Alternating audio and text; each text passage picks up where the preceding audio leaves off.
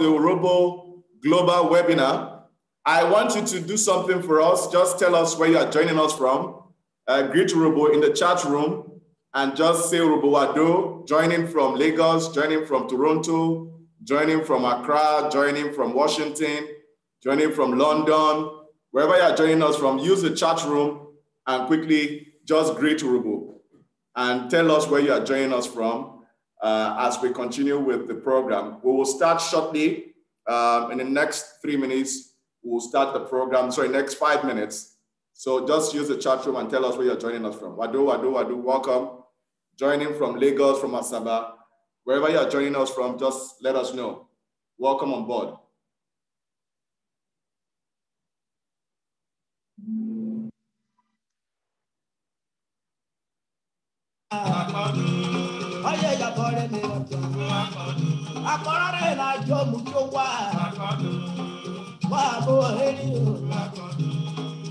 What I will not know, was to borrow one day.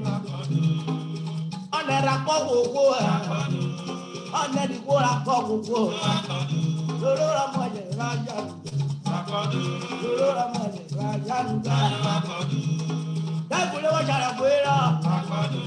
And they have the more you Kiji Pompaye, I know you put your Adara Jatari Moto, Ajatari, Otawa Feware, Genoya Rapuye, Imotorire, Ye Yave Morae, Arama Maye Moto, Arama Faye Moto, Uriye Goya, Idesa Jarena. Puro Pokuwe, they are by the Mari Purena. One day I was the Mama Pokuwe, one who was to Puria Yairo. Poroma way away, Poroma way my way. For my Izupurie, Body Poku with your woman, Body Poku with your woman, Body Poku with your woman.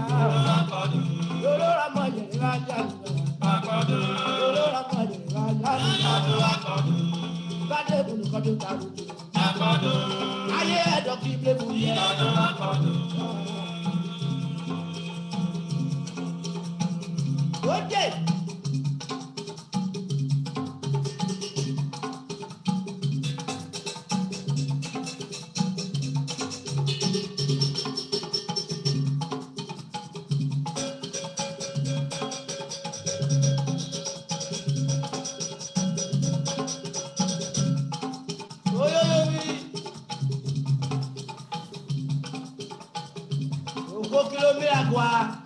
Peter Olodugoma.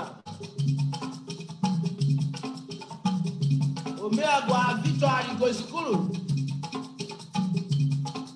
Anari ekpe egejo oko ebe ukeja wo koye. Ko maruru pe. No gana bi okowe na wo de lona. Ewe ni wa wora. No gana ji bi okoyo. Wo eru yi pe mo. Yo que veo lo curine, o como te va a dar, ane rujo malo, dice,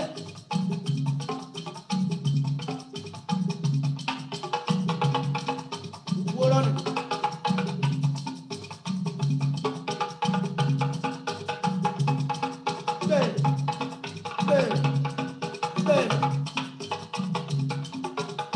yo no puedo ni ya.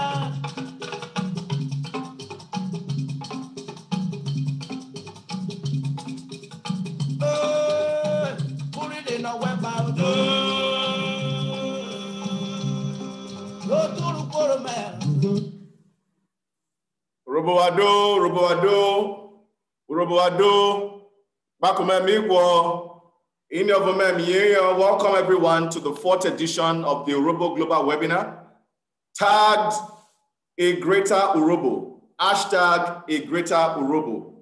We want to welcome all of you for joining us today, and we thank you for your patience. It's time to start the program. The theme is Yoruba Nation in the Nigerian state, and we are grateful to everyone joining.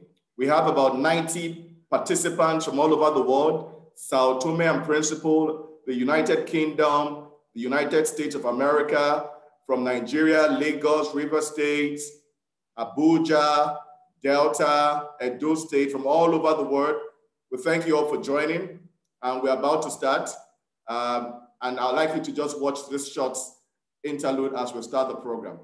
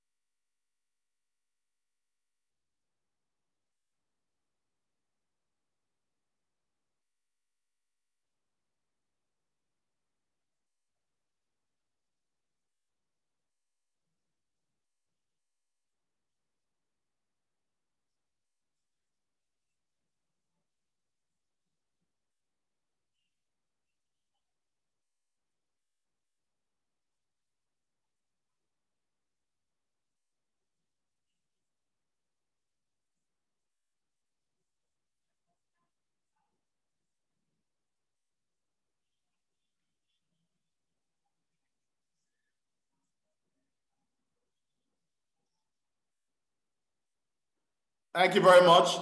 Please use the hashtag #AGreaterUrobo and share on all your social media platforms.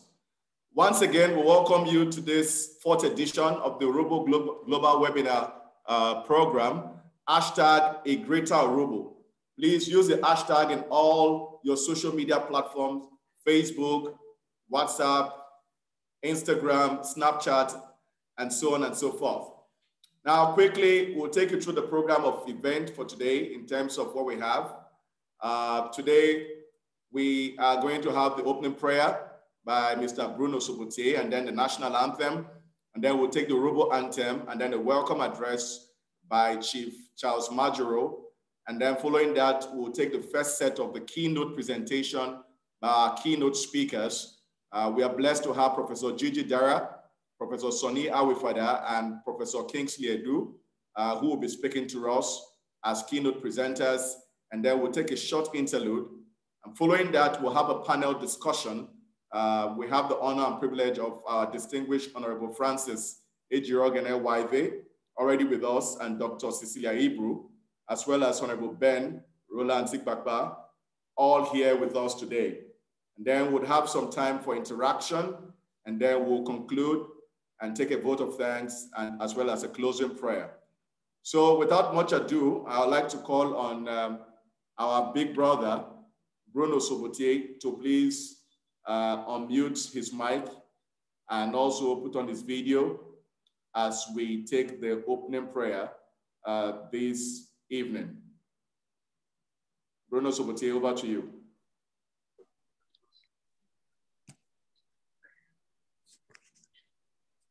Hello. Robo. Hey. Okay, yeah.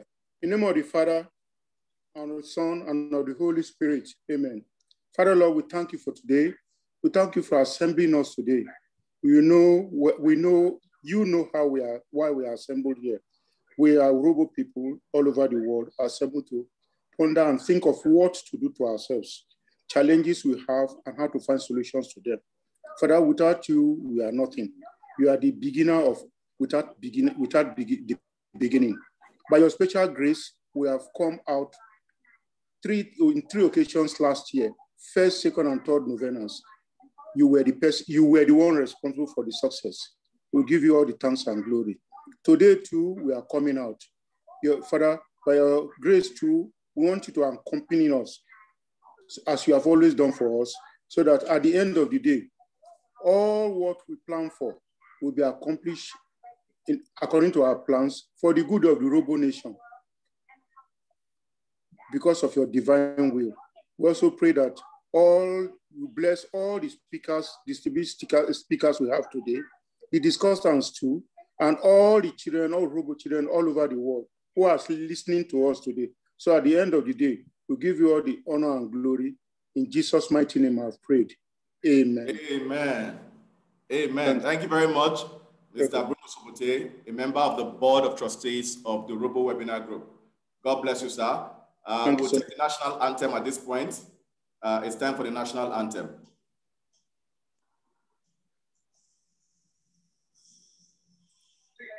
Two still to come on Match Day Live. We've just seen Jesse Lingard do it again for West Ham United. 2 goals in a 3-2 victory. And that's the rest of it. That's beautiful.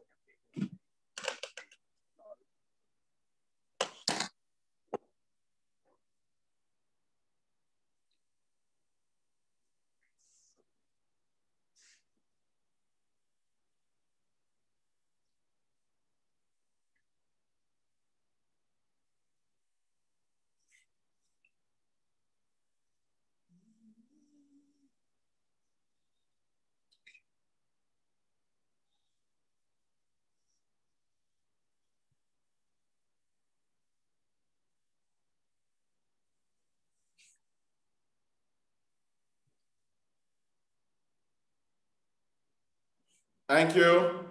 So let's take the Robo Anthem now. The Robo Anthem as rendered by our beautiful sister, may her soul rest in peace, Kefi.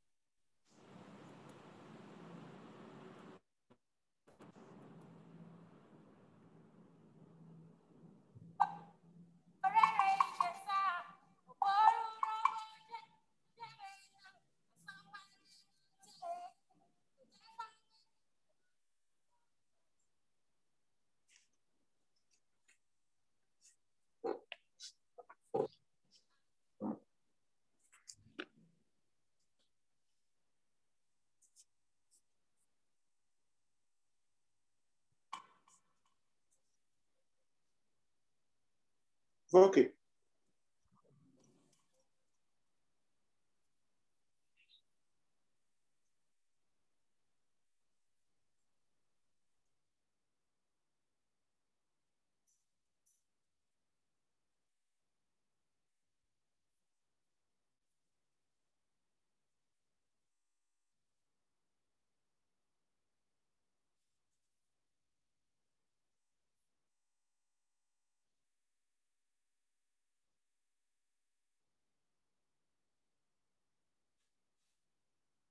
Thank you.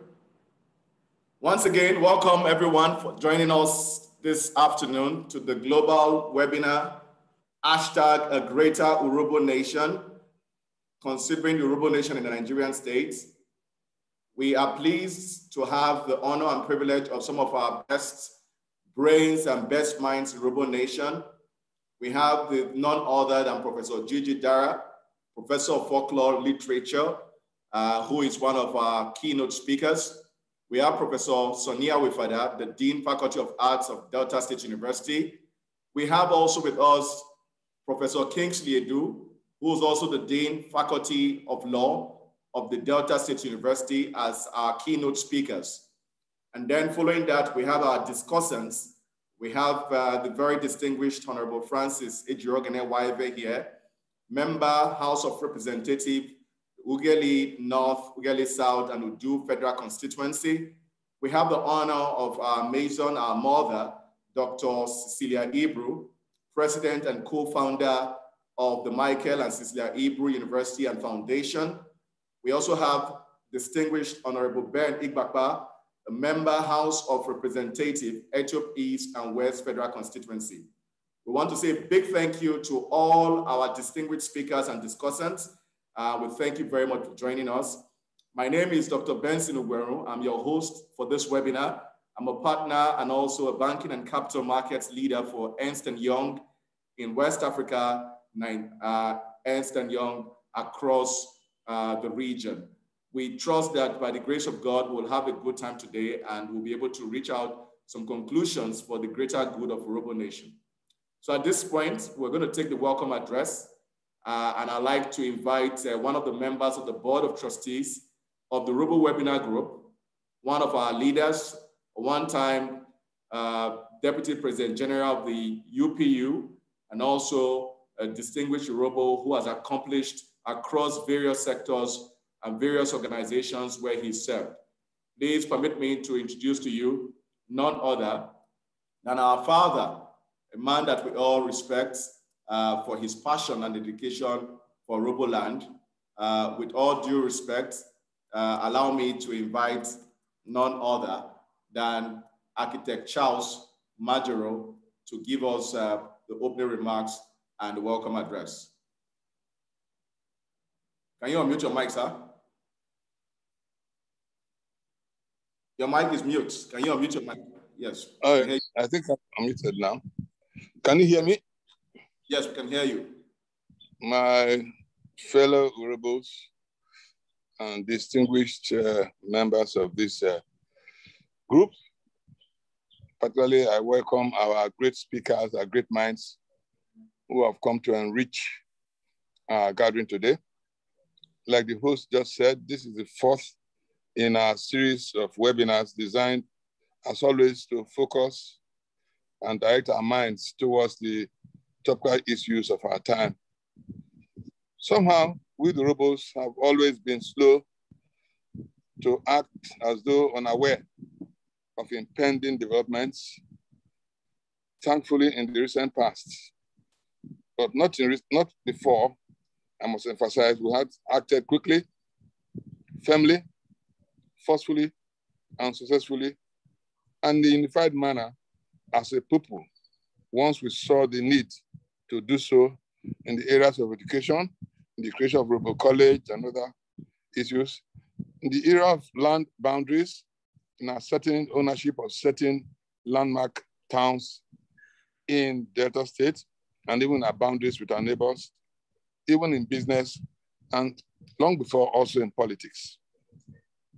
It appears our DNA is mutating and a new variant of less or last-minute stimuli is taking hold.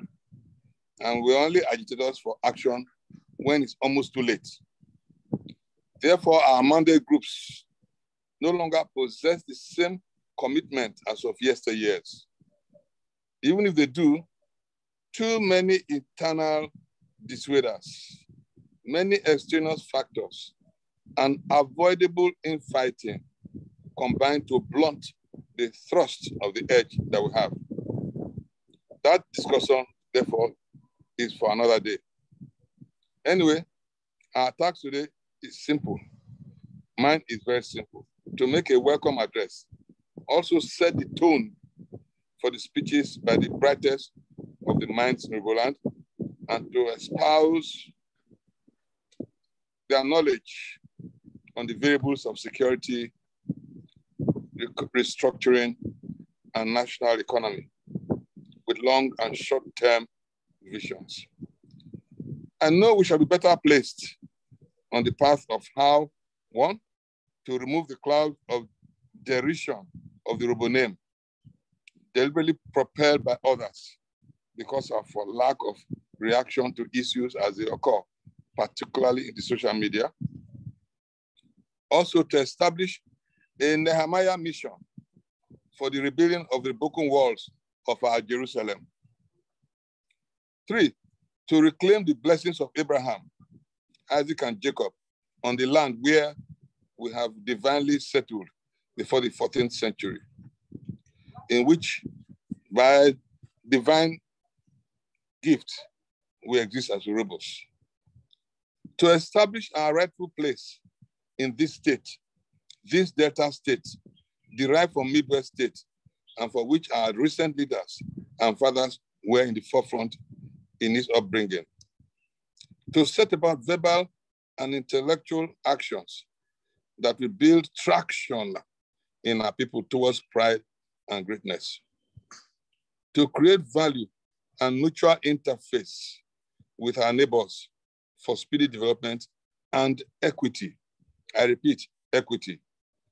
To bring a new flavor and fragrance to the conversations soon to start in our God-given space in a time which we all know is coming.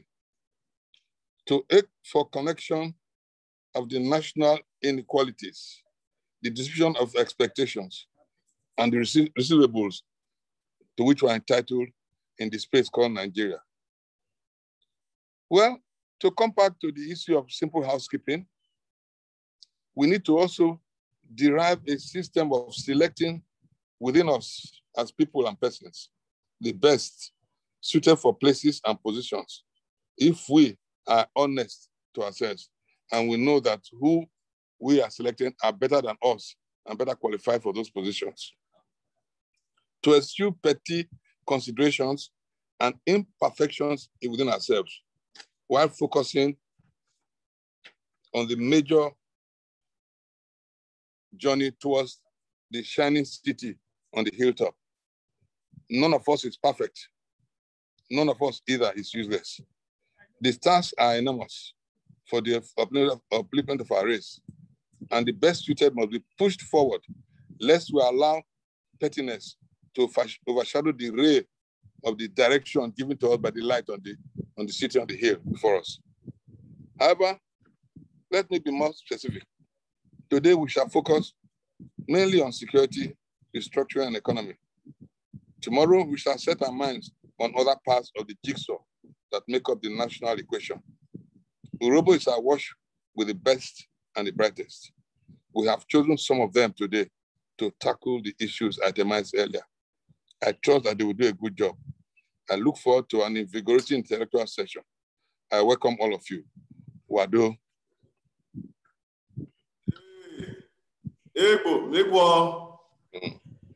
Thank you very much. That's the welcome address by Architect Charles Majoro. And we thank you very much for your passion and for your dedication to Urhobo. Megwo. So kindly watch the next clip, which is a collection of the series of webinars that we've had in Urhobo. Urhobo wado, yeyo ipakome migwo, inyogome migwo, wado.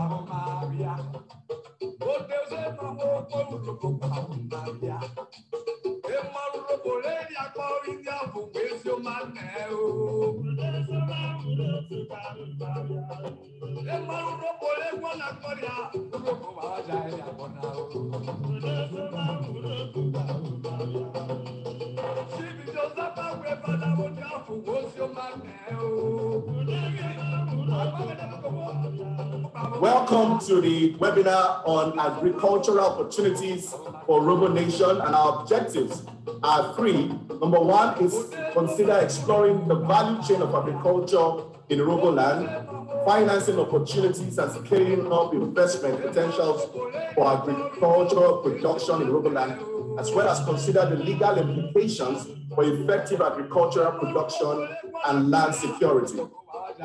Urhobo people can gather money and plant anything, enter Nigeria and ship it to the place where it can be processed, profitable. Two, there must be a cooperative, somebody who the word collaborate, gather together. You know, if we gather together and then we have cooperatives and collaborations, one man effort is not going to work. Grow it with Urhobo funds, Urhobo management, package it and market it across Nigeria and outside. So when we talk of Urhobo business, it's not just within the small space that we have. Urhobo plan to do right now is for us to develop SPVs. We work together to bring out policies that will be beneficial to every person in the community. I also want to say that collaboration and working together is required now more than ever before. I want to suggest that will immediately set in motion the plan to have an Urhobo agricultural cooperative. This is how it begins everywhere when God is turning things around for nations.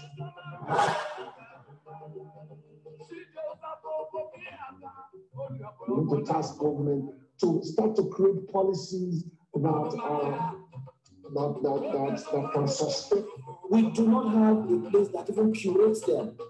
Have you heard that? And this, I'm not going to mention it. Have you heard that UPU has curated a museum or a library where some of all these musical albums have been kept? No, our culture is not so important. It's not front runner. What people want is political power. What people want is economic power. And because of that, we lost the value. Meanwhile, those are the things that actually entrench you and build you into the minds of different people. Entertainment, when you talk about entertainment, the movie, comedy, and music, it's all was evolving around people from Delta, especially the Urhobos. When you had movies in the early 90s, even mid 80s, it's all around Urhobo names and all that.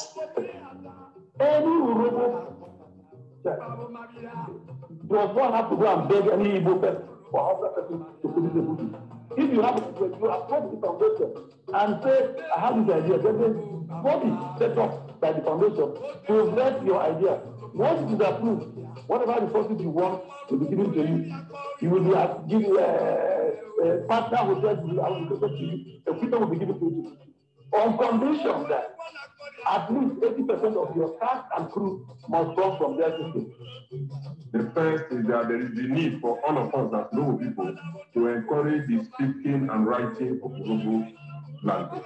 The second is that there is the need for revival of Urhobo traditions and practices, such as storytelling, dancing. I wrote in the chat group that when I was growing up as a young man, because I grew up in the village, I'm a village boy, I was dancing in Bogonia. And during the time of Bogonia, everybody, the whole town will gather and we will dance for them to see.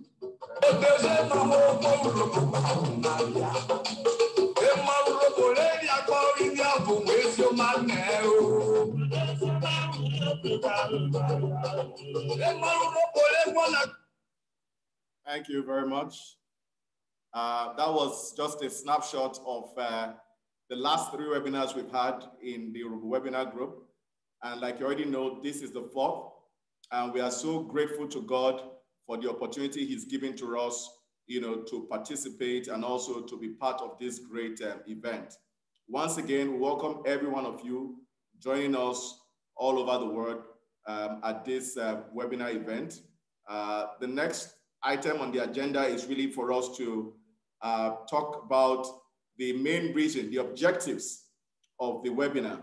Now, the objectives really of this webinar, as you already know, are 4, and they are to evaluate the current state of the Urhobo nation, to reflect on the conversations on restructuring and the future of the Urhobo nation, and then of course, what are priorities as a nation, a Nigerian state, and lastly, promoting the unity of Urhobos as one. More than ever before, we know that we are blessed as a people. Urhobo nation is blessed with people who are hardworking, diligent, industrious, and focused. Make no mistake, we are the major ethnic group in Delta State. And even though we know that there are plans to undermine our population, but we are like the children of Israel and will continue to blossom like palm trees planted by the riverside. So this webinar really is designed for us to explore our nation, the Urhobo nation, and what we can do to remain resilient and to sustain the growth of our people. At this point, I'm going to call on our first keynote speaker, who will be presenting to us. We have Professor Gigi Dara, Professor of Oral Literature and Folklore at Delta State University. Following that, we have Professor Sonia Wefada, who will be also speaking to us. And then we have Professor Kingsley Edu, who's the Dean Faculty of Law, in the Delta State University. After that, we'll take a short break, and then we would ask our discussants to come on board to also speak to us. So at this point, I'm going to call on our keynote speaker, Professor Jide Dara. You all know him very well. Jide Dara is an advocate for Robo. He's a former chairman of the editorial boards of the Daily Times and the Guardian.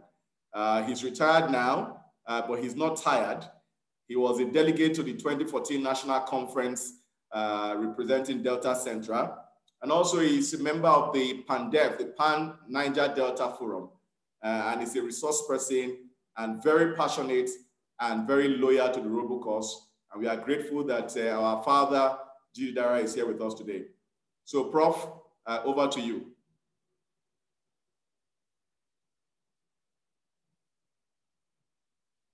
Professor?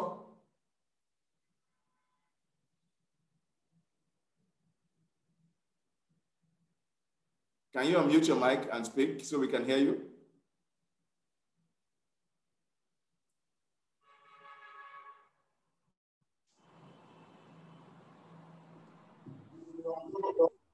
Hey. Hey. I hear you.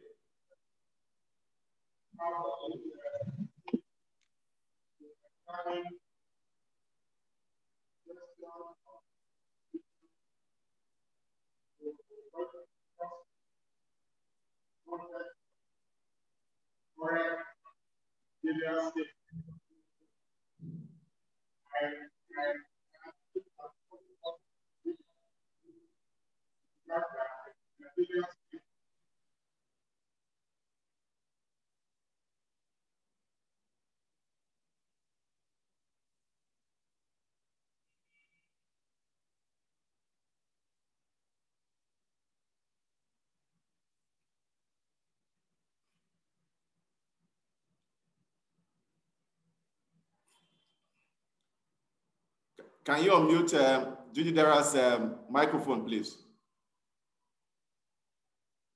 Prof.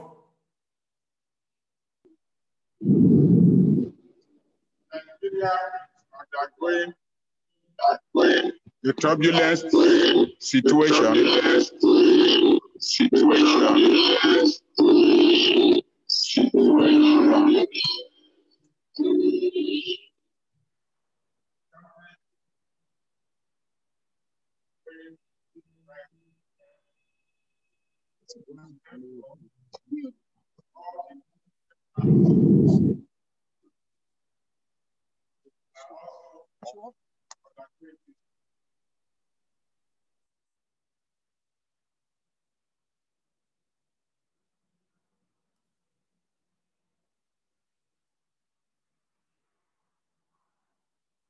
We can't hear Jide Dara.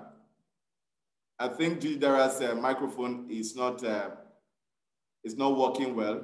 So I would need to go over to Professor Awe-Fiada to present his paper. Prof, are you ready? Professor Sonia Awe-Fiada. Okay, so we'll come back to Jide Dara. Let's take Professor Awe-Fiada. And I'm going to share your screen, Prof, so that you can present. Thank you.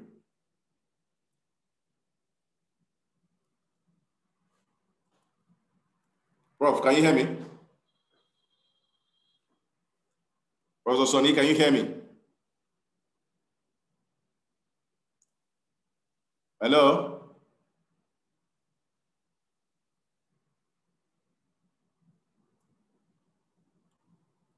Can you unmute your mic, Professor Sonny Awe-Fiada? Yeah, that's what I'm doing. Okay, we can hear you now. Go ahead. Thank you. Can you hear me clearly now? Clearly. Okay, thank you. Uroboado. Hey. So, having said that, I want to begin by way of introduction, express my gratitude to the Urobo Global Webinar Group for the great work they are doing, and of course for considering worthy to speak at today's event. I appreciate them for initiating this conversation which is all about the unity and the future of the Urhobo people in Nigeria. I very much appreciate them, and I also urge them to challenge other Urhobo groups, wherever they might be, political or non-political, to join in the conversation about how to make Urhobo great. I think it is a venture that is worthwhile. In the paper inviting me to come and give this talk, I was asked to talk for 8 minutes. So please permit me to just give a summary of what my talk is all about. So having done this introduction, we are talking about Urhobo. And Urhobo is existing as an entity within Nigeria. So we can't talk about Urhobo without talking about Nigeria. I think the general thinking right now is that all is not well with Urhobo. This is true, because all is not well with Nigeria. So that should be the premise from which I want to look at what I consider, or which many people also consider to be the Urhobo predicament. All over Nigeria right now, you find a tumult, you find clamor. Even those that we think are the head of affairs, they are also clamoring for a new deal. So that is why I salute the organizers of this webinar, for us to actually examine and evaluate the place of Urhobo in the Nigerian nation, what our unity can bring to bear for the future of Urhobo, what we can negotiate, what we can consider to be our stake in the Nigerian nation. So the starting point is that all is not well with the Urhobo nation, because all is not well with Nigeria. That is something I want all of us to take home. We have agonized for so long, but let us anchor that agony on the reality that all is not well with Nigeria. And this is something that we are all suffering today. Having said that, I want to talk about Urhobo unity. The essence of Urhobo unity dates back to 1931, when our fathers founded what was then the Urhobo Brotherly Society. Later became Urhobo Progress Union, UPU. And in spite of all that has happened to the UPU, all that has happened to the Urhobo people, I want to congratulate the Urhobo people and salute them for ensuring that UPU has not died.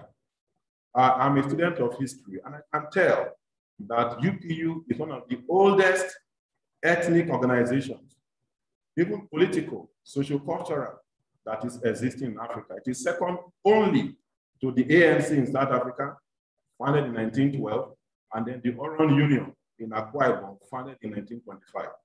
So all other organizations came after this three. So the fact that UPU is still surviving, I think, calls for cheer. So much has happened, no doubt. There have been ups and downs, but I think I should salute UPU, congratulate that UPU is still alive. And by this November, UPU is going to be 90. So I think what we are doing right now should also be a step in the right direction to strengthen and consolidate on the gains of UPU, and then pursue the essence of Urhobo unity. Now, talking about Urhobo future and our place in Nigeria, we must first of all understand our heritage and, of course, our advantages. A very significant advantage we have is our high level of homogeneity. We have what I would call one language, even though there are varieties or dialects of the Urhobo. That is a very strong advantage. We have a good climate, benign climate that can sustain life, plant and animal. Then we have arable land that is suitable for agriculture. And again, we are home to rivers. We have many rivers in Urhobo land, and they all open to the Atlantic Ocean and connect us with global civilizations.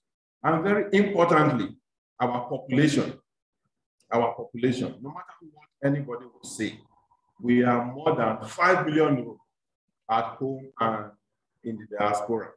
And with that figure of 5 million, we are among the most populous ethnic nationalities anywhere in the world. With that figure of 5 million, we are also more than 120 countries in the world. But for time, I could have read the names of those 120 countries that is more than in terms of population. So that is part of our heritage. That is part of our advantage. Now, talking about Urhobo, we must talk about the Urhobo Progress Union. I've hinted at it earlier, founded in 1931. You know, the colonial era, beginning from 1914, the amalgamation. threw Urhobo into some kind of bewilderment. It came up with a new social reality that confined us to the margins. We were in darkness, we were backward. So what do? Our fathers came together, you know, Thomas Erukome, and later T.A. Adubeji, that is Akawari. They came together to redress what was then considered as backwardness. If you read the book of Barbara Kimen and the works of Peter Ike, you actually will shed tears and appreciate what the founding fathers of UPU did to help the Yoruba people. And did they achieve their dreams? Of course, yes. They achieved so much. I keep beating my chest to say, look, I'm very proud that I'm an Yoruba because of the kind of ancestors that we have. What were their achievements? The most symbolic has to be in the field of education. Pa Johnson Ukekwo who once told us a story that around 1944, Chief Mowo cried to Nnamdi Azikiwe that there were no opportunities for a course. He then challenged Mowo to bring somebody with just standard 6. They went all over, they couldn't find any that was free. The few that had standard 6 were teachers, and you couldn't pull them away. So they founded Urhobo College in 1948.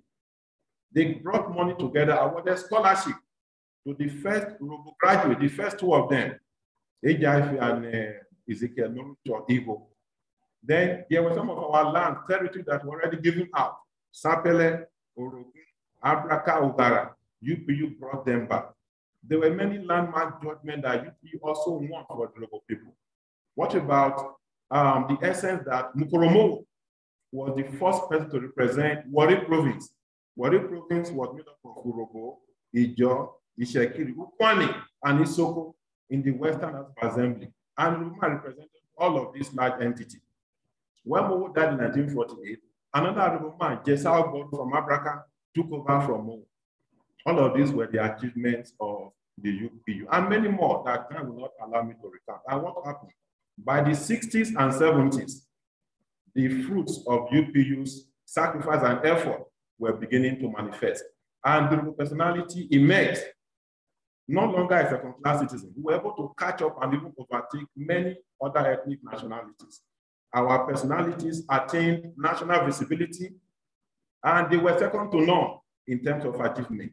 Up to this moment, I do not think there is any other Nigerian that has the business savvy or wizardry of Olusegun Michael Christopher Nigerian people. I don't think we can have a better boardroom guru than Gamaliel Onosode. In every field, Urhobos were at the apogee, and they were the senator of all eyes. So that is something that we can gain from the achievement of the UPU, which we must build upon. Now, having said that, what do we not say about Urhobo unity and Urhobo interest in time past? The present generation has a lot to learn from the past. Let me dwell on the First Republic and Second Republic. In the First Republic, I want to cite 3 examples. Pa Esiri, first medical doctor, who was in NCNC, Chief Daniel Okumagba, Chief T.E. Salubi from was in Midwest Democratic Front. And of course, Barrister J.E. Odieti was in Action Group. They were UPU stalwarts. They belonged to different political parties, but they put Urhobo interest above it all. And what happened? When Midwest was created, thanks to the effort of UPU2, Urhobo was governor, Urhobo was speaker of the House of Assembly, the person of D.K. Tabiuku and L.J. Marieri. And again, when they brought what is now better glass to Ogele. All of these were some of the gains that were derived from Urhobo unity and of course Urhobo interest. They put Urhobo interest and unity above party lines. Then by the Second Republic, great friends again found themselves on different political parties, but they put Urhobo interest above all. Friends cannot be closer than Amos Akbori and Daniel Okumagba.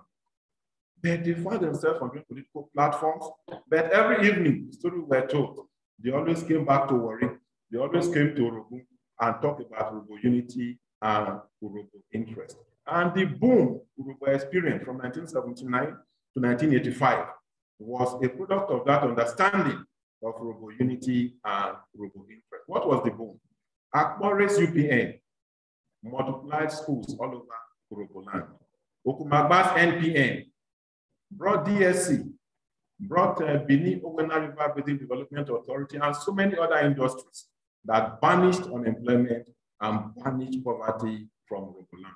What was that? That was putting Robo interest and Robo unity above personal and, of course, party interest. Robo first was what they talked about. Now, all of this looked like a glorious past. We should ask ourselves, what now happened? That is the idea of the decline. And the decline can be linked to the, 16 years of military rule. It wasn't only Robo that was affected. It was the entire Nigerian nation that was affected by the 16 years of military rule. It was the product of what we call arrested development. There was a stalemate, there was a standstill until 1999, when the present dispensation came on board. So that was the decline from 1983, December 31, unfortunate coup, to May 29, 1999. 16 years of military rule. That was what halted Urobo's journey to greatness. And of course, that is what we are trying to redress today. Not just Urobo, as I said, but the entire Nigerian sojourn was arrested between 1983 and 1999. Now, talking about Urobo unity, it has to do about the Urobo future. Urobo unity now is non-negotiable. It is something that I want to enjoin all of us to sign up to. We must put personal interest aside. We must put party interest aside. It has to be Urobo. And of course, the essence of Urobo, of Wovo, Okube Urobo. That is something that we must begin to think about. And right now, there are many pluralities. Some might say there are too many. There are not too many. There are very many Urobo organizations working for Urobo interest. I think what I want to advocate is that there should be a synergy of all of these groups and see how we can pursue a common interest for the Urobo people. That is very, very important. Look at the Yoruba people and even the Igbo people. Apart from Afenifere, there are over 20 other Yoruba groups all working for the Yoruba agenda. Look at the Urobo Nation. We have the UPU, which is our umbrella body. Atamu is in Lagos, Urobo Social Club, Urobo Renaissance, and many others. All we need to do now is how we can coalesce, have a synergy, and of course pursue a common future for the Urobo people. And in doing this, we must think of intellectual support and intellectual foundation for the Urobo future and Urobo agenda. Because Urobo will go nowhere until we think of how we can aggregate and take advantage of our intellectual resources. I am talking from Okpara. I came here deliberately to speak. Okpara, I'm at the headquarters of Urobo Historical Society. You know, this is the kind of thing I think we should do. Try to show up intellectual support for Urobo unity, Urobo agenda, and every other thing that we know we need to pursue.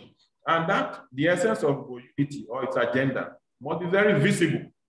It must be very, very visible. The Yorubas have made a great use of the press, the media. I think that is also what we can also do as Urobo people. So that is saying that. Now, having talked about Urobo future, we should talk about the Urobo agenda. Do we have an Urobo agenda? For now, it is no. There is no consensus as to what constitutes Urobo agenda. I think that is something we should begin to think about now.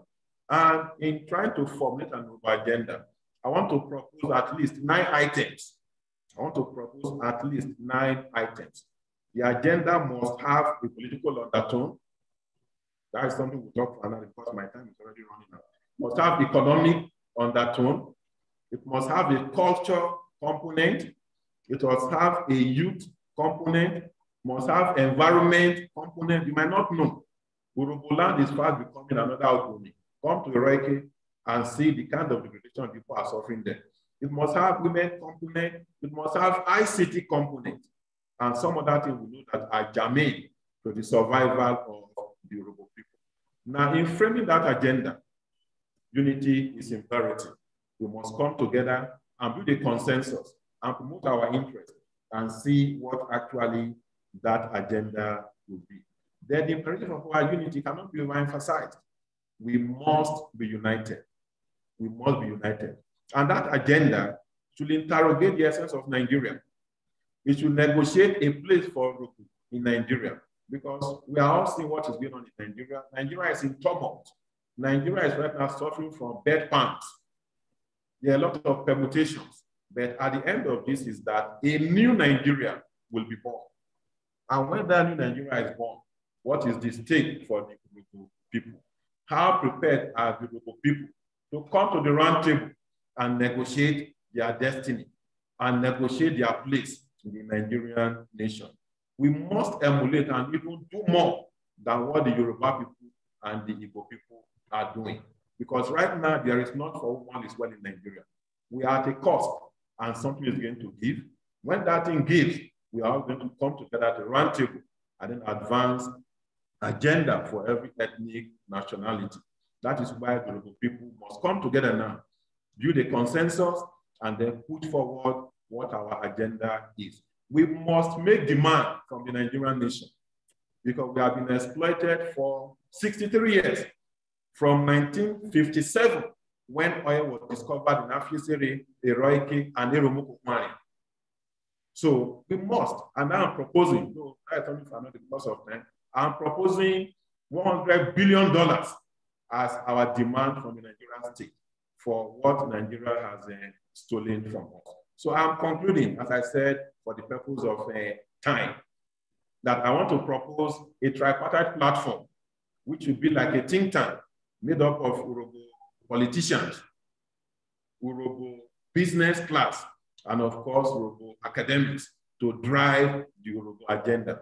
And of course, the UPU should be at the forefront to provide the platform. And my last line to underscore Urhobo unity is that we should modify our greetings. It has always been Migwo Vrendo. I want to add that after we say Migwo and we say Vrendo, we should follow it by saying Urhobo of Wovo. So my brothers and sisters and my fathers and elders, these are my thoughts for now. Thank you for listening. Atiabo, put your hands together. Put your hands together for that very brilliant presentation by the very distinguished Professor Sonny Awifada. He's proposed $100 billion compensation, and also he's saying that a tripartite solution consisting of Urhobo intelligentsia, the politicians, and the academia come together to chart a course for the greater Urhobo nation. Thank you so very much, distinguished Professor Awifada. I think Professor Gigi Dara is ready now, so I'm going to unmute him and ask him to do his presentation quickly. Prof, over to you. To start my video. Yeah, start your video. Or you show you now. Let's put the something here. Yeah, we can hear Prof now. Can go ahead.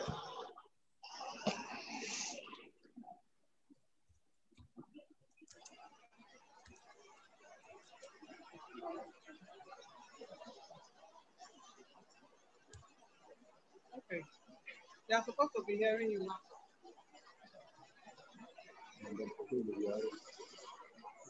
Prof. Hello?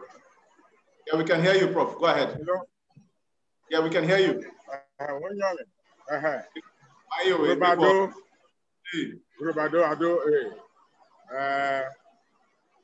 I said, I gladly welcome this initiative for a discussion on the state of the Nigerian nation and how it affects the Urhobo people.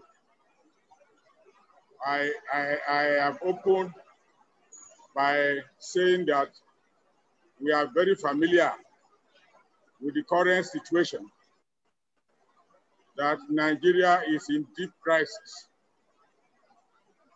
And that when the country is in a deep crisis like this, all the constituent parts of the country are also affected. So the Urhobo people, the Urhobo nation are also embroiled in the turbulence that is afflicting Nigeria now. I have observed that this crisis is manifested in various ways that suggest widespread violence. Every day, we hear or read about kidnapping, we hear about armed robbery, we hear about terrorist attacks, and we hear about all kinds of declarations of independent nations, independent republics. So in fact, there's a situation of anarchy. I go on to explain that these conditions that we are now experiencing are a consequence of a certain disaster that afflicted Nigeria through the introduction of military rule. For us to understand and appreciate the nature of the Nigerian crisis and to see how it affects Urhobo people, it's also important for us to understand and appreciate the background.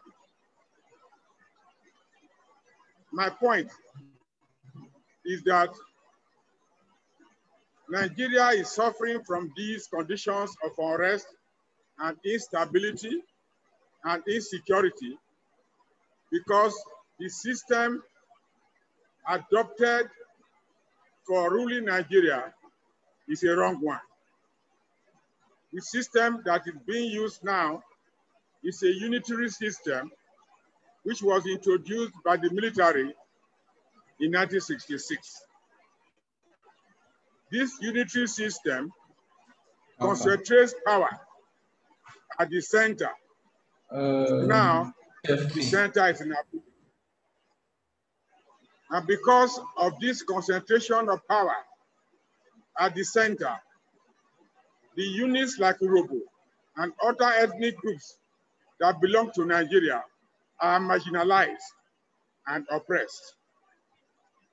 I have traced the history back that in the 1940s, Urhobo enjoyed a better and more equitable system than we are having now. I argue that politically and economically, Urhobo is at its lowest ebb ever in the past 90 years. And I argue that the reason why this is so is that at the time of independence, Urhobo nationalists supported the system of federalism. And federalism means a system of government in which the center and the constituent units enjoy the same level of power. There's no hierarchy. The center is not higher than the states or the provinces or the regions. Power is shared, responsibility is shared, and the constituent units can make a contribution to run the center. Because Nigeria is a multi-ethnic and multicultural society, our nationalists negotiated with British colonial authorities to establish federalism. This was set up in the 40s, and our nationalists, Chief Mowo, Chief Mariere, T.A. Salubi, P. Keita Bioko, all of them participated in the fashioning of that political system. And when the system started to operate from the 40s, we also benefited from its rewards. Power was shared, responsibilities were shared, but the most important element of that federalism was that regions had substantial control of ownership over their own natural resources. That was the defining point, attribute of that system. Urhobo people, first under the Western region, enjoyed the benefit of that arrangement. At least 50% of the derivation was enjoyed by the regions. When the Midwest region was created in 1963, and Urhobo became a leading factor in that region, we also benefited from the attributes of that federalism. The 50% derivation that accrued to the regions, accrued to Midwest, through our oil, through our rubber, through our timber, and through our oil palm and other products.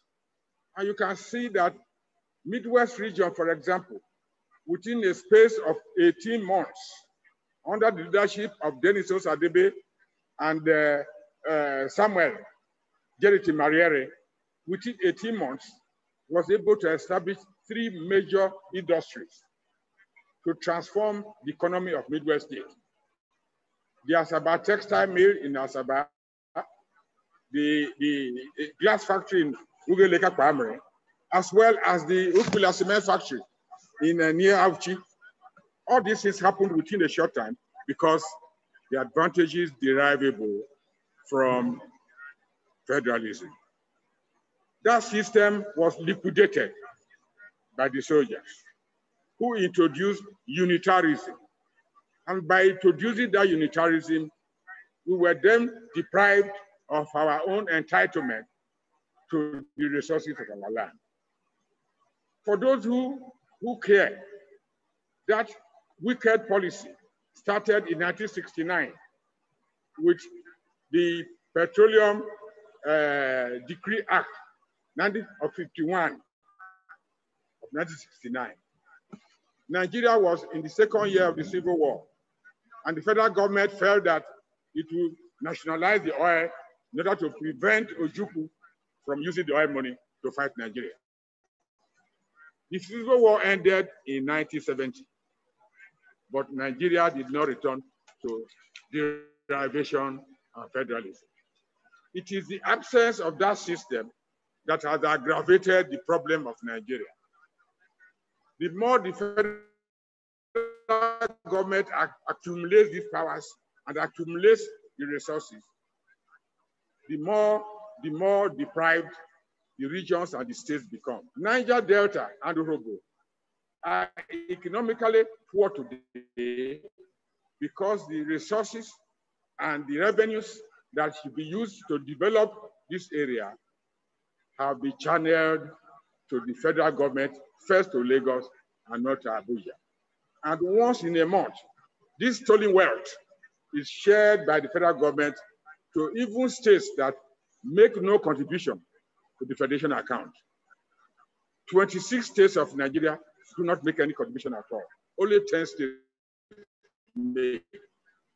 So I attribute the current economic crisis of Urobo land to the fact that our own resources are hijacked, they are stolen, they are kidnapped, and we are left famished.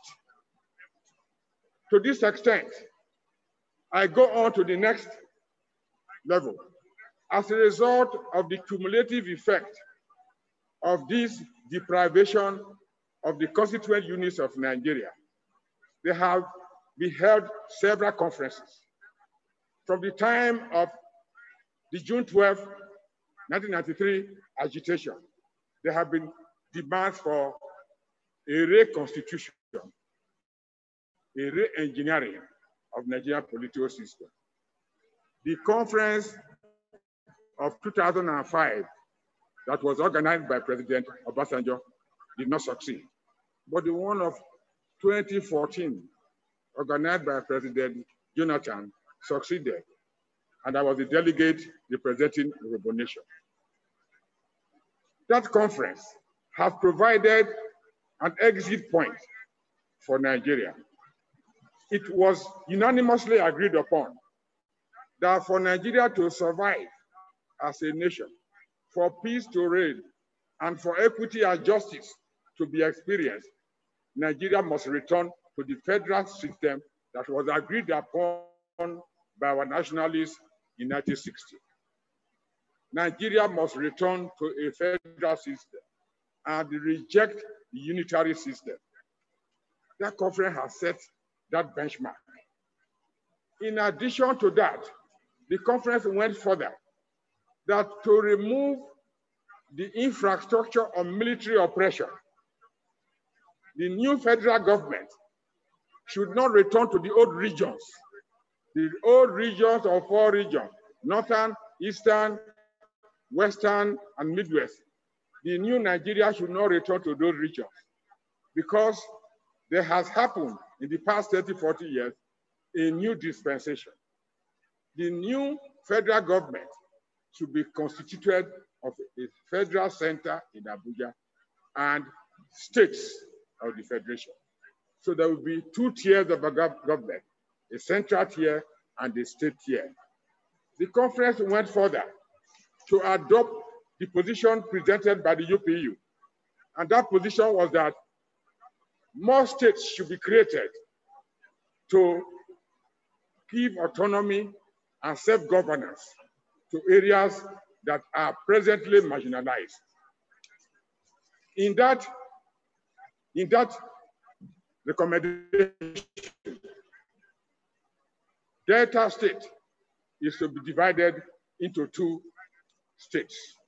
This is a very important aspect for our own people in order to prepare our own general mind to struggle and win this concession already granted.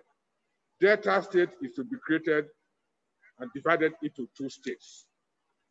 One state will be called New Delta State, and it will comprise Urhobo, Isoko, Ijaw, and Ishekiri. These are the nations that constituted the old Delta province, minus Abo and Ukwane. The other state is to be called Anioma State, and will comprise Ika, Ukwane, and Western Igbo. These divisions were already agreed and approved by the conference, remaining implementation. This position that was converted by UPU and was approved by the conference becomes our mantra. We are to organize ourselves to contribute and join all those parts of Nigeria that are now insisting on the implementation of that conference report. And the slogan that have been set up to actualize it is called restructuring. Restructuring is a system of rearranging Nigeria so that the unitary system will be abolished, so that the dominance and the hegemony of Hausa Fulani will be reduced, so that minority nations in the Middle Belt, in Niger Delta, and other parts will not be given more room to express themselves, to enjoy their own resources, and to govern themselves equitably. So restructuring is the slogan. How does it favor us? First, it gives us a new territory called New Delta State. In that New Delta State, we will be premier inside that state. We will be in a leading position as we used to be in the 40s. We will no longer be under the kind of Midwest in which Benin City was the capital, and we had to travel 2 hours there. It's even worse now that Asaba is the capital, and we in the Ri Delta have to travel to Asaba 2 hours, 3 hours to transact business. National Conference has solved that problem for us. We have to have a new Delta State, and we will all operate here and enjoy the benefit. What is the net benefit? All the new states that will be created, there will be 18 new states that will be created across the country. In the South or Niger Delta, there will be 3 new states. That is Anioma and New Delta. There's 1 state there. There will be a state in River State, and there will be 1 state in Cross River called Ogoja State. This arrangement favors Urhobo. Yes, and we ought to join the other forces. Yeah, we round up now. We ought to join the other bodies in Nigeria that are clamoring for the structuring to pursue this program to ensure that the state is created, we have 100% control over our resources, we're able to build a new economy, we're able to use the oil resources to revamp other sectors of farming, agriculture, industry, education, and transport and housing. We're able to have our own police, our own security system to guide us. To end it, a new data state to come via restructuring is the best way to go and is the formula that will enable our own people to regain the prominence and eminence that they enjoyed from the 1940s, so that we will now have a new country where there will be equity and justice and democracy. Thank you very much. Thank you. Atiaboki, Profi. Let's clap. Let's put our hands together for Prof. That's a wonderful one. I must say that our professors have their materials already documented in PowerPoint. I will share to all participants. Please avail your email addresses to all of us, and we'll make sure that you get a copy of the presentation by Professor Gigi Dara, Professor Sonia Wefiada, and Professor Kingsley Edu. So I'll quickly bring our last keynote speaker, Professor Kingsley, for 8 minutes before we bring in our discussants, and then we can have our interaction. So Professor Kingsley, I'd like you to put on your video and unmute yourself.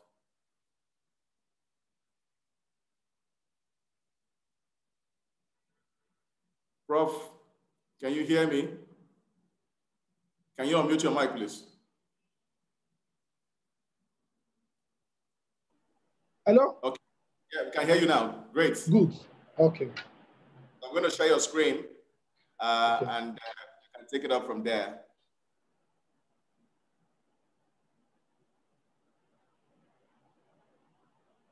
All right. Just give me a second. All right. So there you go. Can you see? All right. Yes. Go ahead. Thank you. Yes. Thank you very much. I'm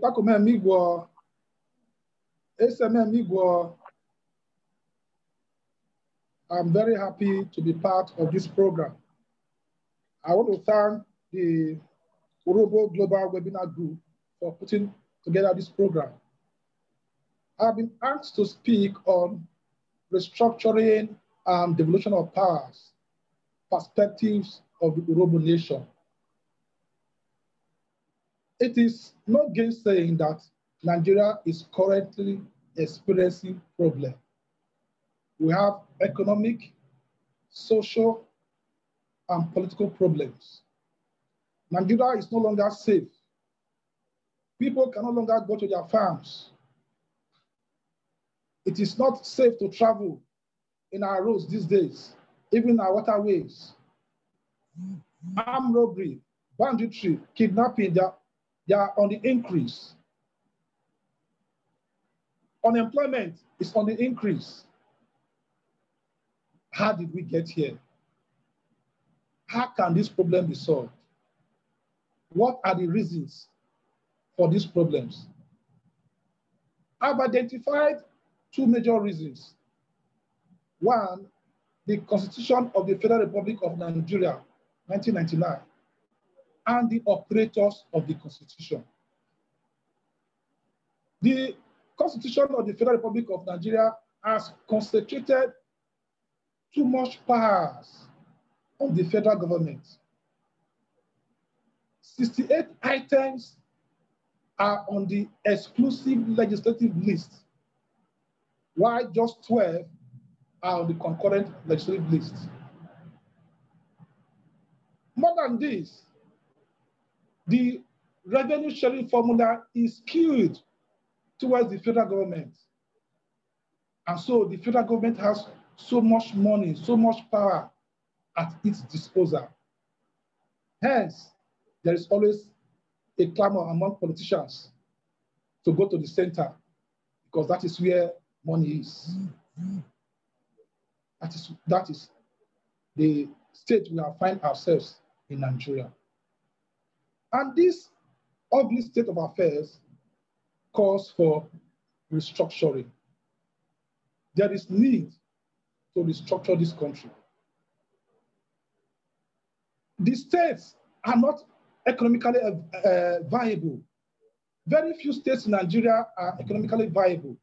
Lagos, Kwara, Kaduna, Ogun, and some few states. There is need to ensure security and safety of life and property in this country. With restructuring, there can be healthy competition among the states. There's need also to address the excessive powers at the federal level so that appointments based on favoritism, based on ethnicity, can be reduced. It's because there is so much powers at the federal level. That is why we have so much appointments at that level based on ethnicism, favoritism, tribalism, name them. There's also need to prevent anarchy because the way we are going, if there's no restructure, if we do not restructure Nigeria, there will be a breakdown of law and order. It will not be too far. So that is why there is urgent need to restructure Nigeria. The Urhobo Nation, I have to speak on behalf of the Urhobo Nation, to propose some areas that I think our restructuring should go. One, the police. The police should be decentralized. We should have state police and even police at the local government level. A situation where the governor of a state, who is supposed to be the chief security officer, is not really the chief security officer, will not augur well for security. We have seen situations where commissioner of police have refused to obey orders of state governors. That's happened in this country. Apart from that, the police is not even well funded. We see governors buying vehicles, buying equipment for the police. So if the state governors can do that, why can't state police be set up so that the state can have their own police? The fear that the state governors will use the police to intimidate opponents is unfounded. After all, has the federal government not also used the police to intimidate opponents? Now, there is also need for fiscal federalism and financial autonomy. There is need to go back to the constitution really agreed upon by the constitutional units of Nigeria, the 1960 constitution, where derivation was 50%, where the states were also entitled to share from the distributable pool accounts. There is need also for Nigeria to actually practice true federalism. The states should be given autonomy. Autonomy to harness their own resources. Autonomy to harness their natural resources, their God-given resources. With this, there can be healthy competition, healthy rivalry. A situation where every month the state governors will go to Abuja to share money from the federation account does not augur well for the development of this country. Nigeria can never develop with this state of affairs. Nigeria can only develop when there is restructuring, when there's an overhaul of the constitution, when the states are allowed to tap their natural resources, to harness their natural resources. At present, almost every state in this country, almost every state have one form of natural resources or the other. So why the dependence on petroleum? It's uncalled for. Reliance on petroleum alone will not lead Nigeria anywhere. Our petroleum resources, they will soon dry up. Chevron, Shell, they are pulling out of this country. There is need for us to go back and harness our latent resources. And this can only come when there is restructuring of Nigeria through the Constitution, because the Constitution is the fundamental law of the land. And this can only come when the items in the exclusive legislative list, they are tempered with. As it is, the 68 items on the exclusive legislative list, they are excessive. They are too many. And so I will suggest that the federal government should limit itself to items like defense, like economy, minting, etc. Why the states should be given more powers, more functions?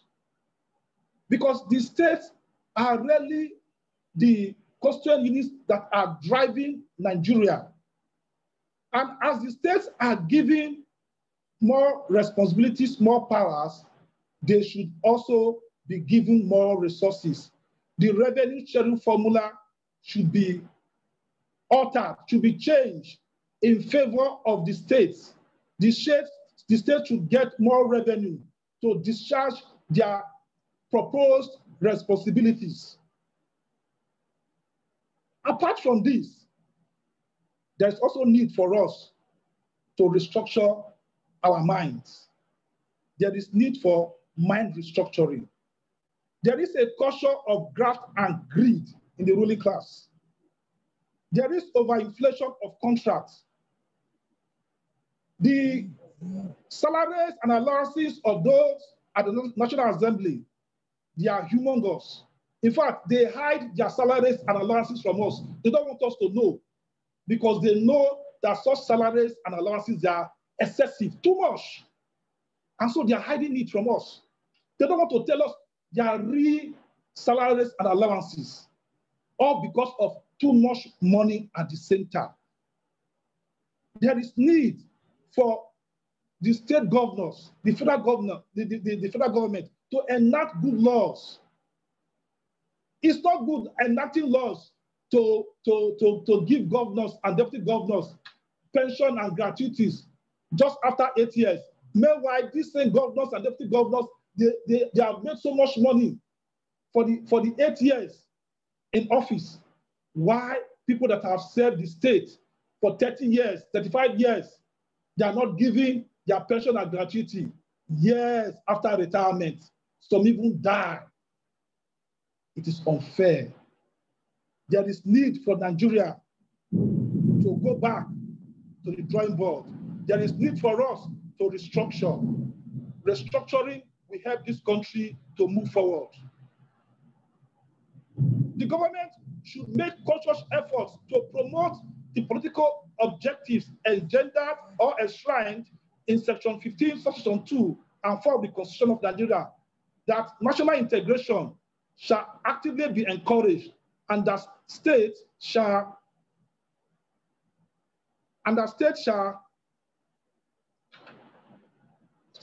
foster a feeling of belonging and of involvement among the various people of Nigeria.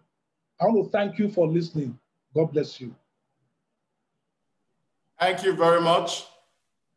A very good professor. Professor Kingsley Edu is a professor of the Faculty of Law and also the Dean of the faculty. Thank you very much.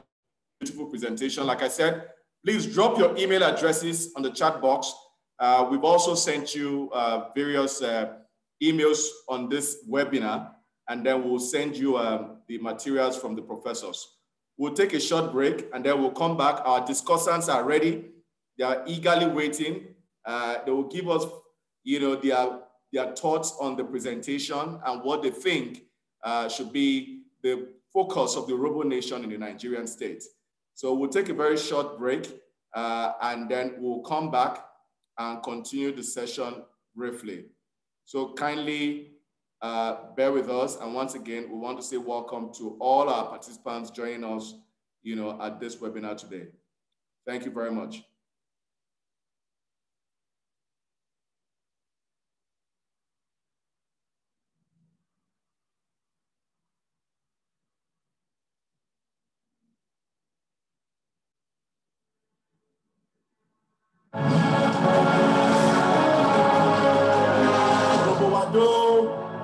Urubuwado, Yeyo, Ipakome Migo, Inyobome Migo, Wado,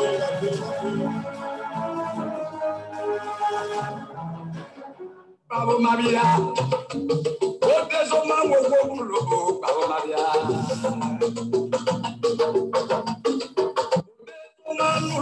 Bravo Maria, there's a man will go to Bravo Maria. A man will go lady, I call in the apple with your man now. A man will go let one at Korea, who go for our giant.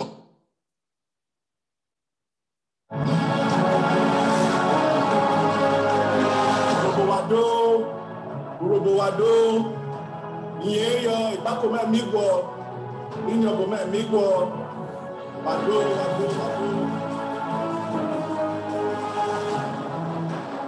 Bravo Maria, what does a man will go to Bravo Maria? What does a man will go Bravo Maria? What does a man will go to Bravo Maria? A man will go lady, I call in the apple with your man now. A man will go let one at Korea, who go for our giant for now. There's a man who goes to Bravo Maria. A man who goes lady, I call in the apple with your man now.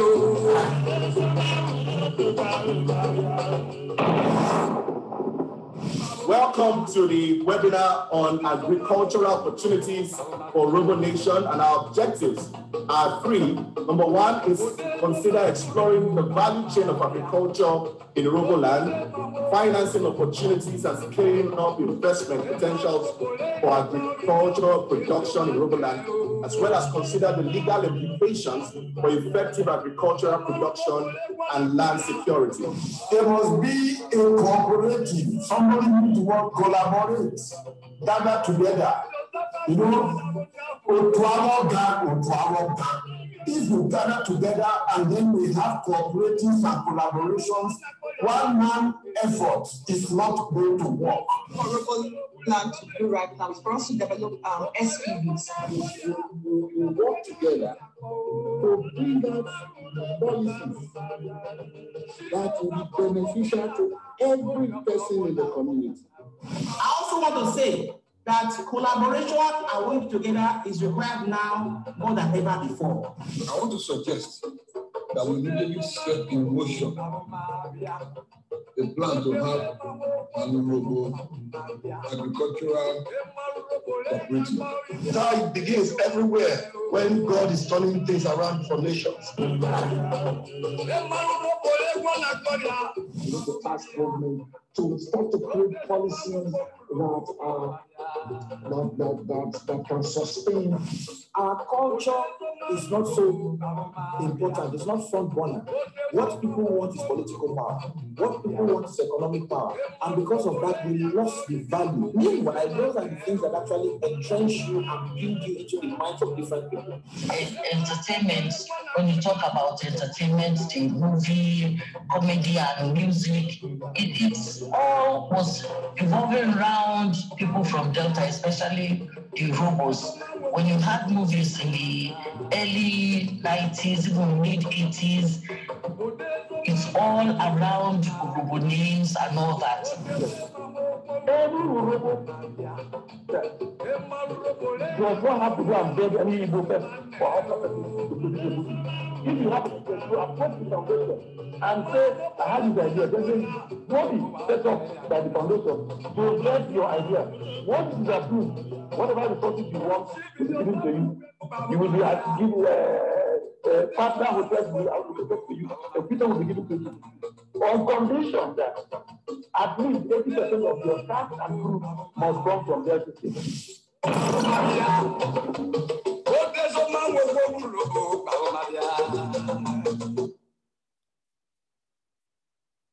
Thank you very much. I think we'll go right into the discussion. We have the honor and privilege of a very distinguished Robo, member of the Federal House of Representatives representing the Ughelli South, Ughelli North, and Udu Federal Constituency as one of our discussants. And he has 5 minutes to provide his perspectives. And following that, we'll honor Dr. Cecilia Ibru, as well as Honorable Ben Roland Zikpakpa. So, distinguished Honorable Francis Waive, over to you, sir. Thank you very much, my dear brother Ben. Honorable Bienio, I told you I'll be on the road and I'll be multitasking, so I can't do video at the moment. But I'm glad that I can be part of this, and I want to thank the organizers for inviting me. I also like to appreciate the speakers, all of whom I've known for many years, and their patriotism and insight to the issue at hand. I want to thank them. Particularly want to thank my co-discussants, one of which is my colleague in the House, and then the other is my former employer, Dr. Mrs. Cecilia Ibru. I want to particularly appreciate your presence. And then everyone there, I want to appreciate the opening remarks of our chairman for the day. By the way, I would like to just mention something on the sidelines. Professor Edu, who was with me in Ekpoma while I was doing accounting, he was doing law, brought an issue that was not the issue at stake, the salaries of the National Assembly. I would like to talk about it a little bit because the misinformation is creating a lot of pressure on us who serve. The salaries of members of National Assembly are in the public domain, the legal salaries. And you can find that he has access to that, the freedom of information. It's just $1,070,000 every month for every member of the House. Ben is here, he can collaborate that. By the time you remove loans for car and other things, you go with about 600,000, and that's your salary. The monies that you have to retire every month are not salaries. And I know he's educated enough to know that. And that differs from person to person. And what you retire is not it's not a salary for yourself, what you use to run your offices and all that. So I thought I needed to educate him on that. Because all these stories in the public domain is really plausible when you hear people say, honorable members earn as much as 20 million every month. Where do you get that from? If you times 20 million times 469, it's more than the budget of the National Assembly. And then you hear that garbage out there. I think we're in a situation like this, we shouldn't discuss such things and divert attention. And then when you bring them up, please make sure you have data and not rumors.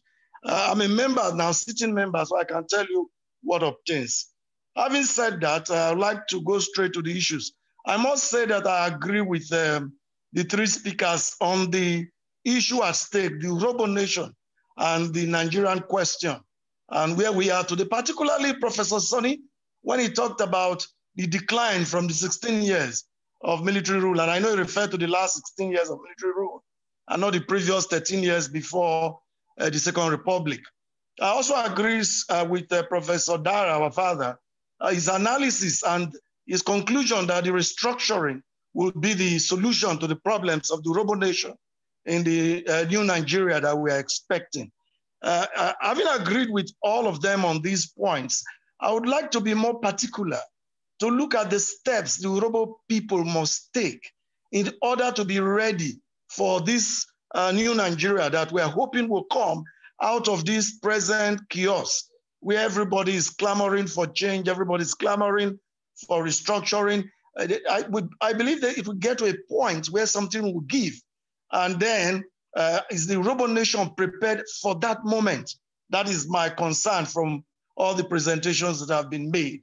And to that extent, I want to bring our minds to the creation of states and how we lost the capital, and then bring our minds to the election of the second governor after this republic, and the role the Urhobos are perceived to have played, which gave room to the 3 eyes in Delta South Senatorial District, and then which kind of united those in the North and South against the Urhobo people. So we're in a peculiar situation, and we have suffered a lot from this. And as Urhobo people, we must begin to look at the impact that these have had on us.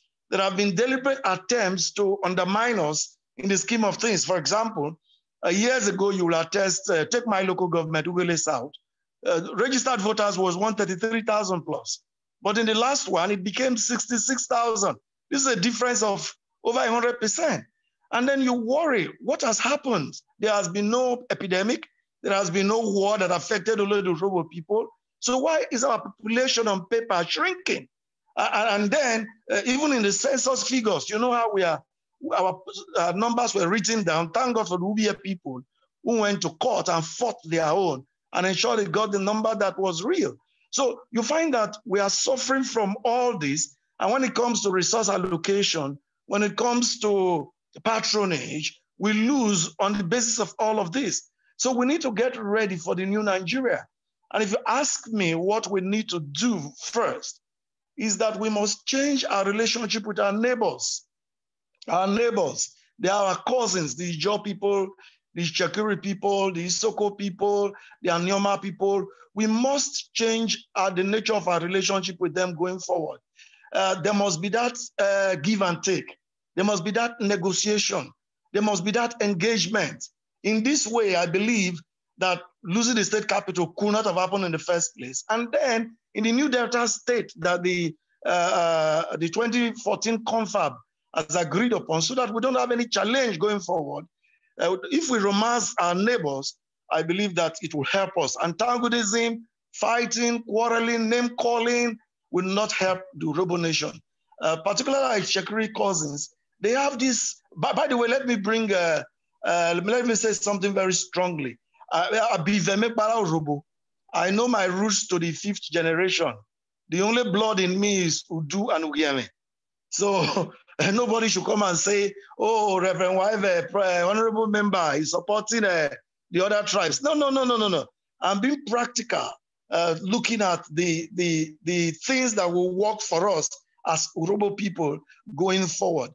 Then another suggestion I would like to bring to the table for us to be ready for the new Nigeria, for us to be for the Urhobo nation to take its pride of place, is for a new leadership for the Urhobo Progress Union. I'm so thrilled when I hear the history from beginning as Professor Sonny relates them. It's like I've never read them before. These are things we all know, but you begin to wonder, where did we miss it? In Mukomoro's time, we won't lose the state capital. Somebody won't be pointing fingers at us and saying 2023 we will not get the governor. So nobody will say that to us boldly in the days of Mukomoro. So why is it now? I think that there's a need for educated, middle-class, middle-aged Urhobo people who are patriotic to take over the Urhobo Progress Union.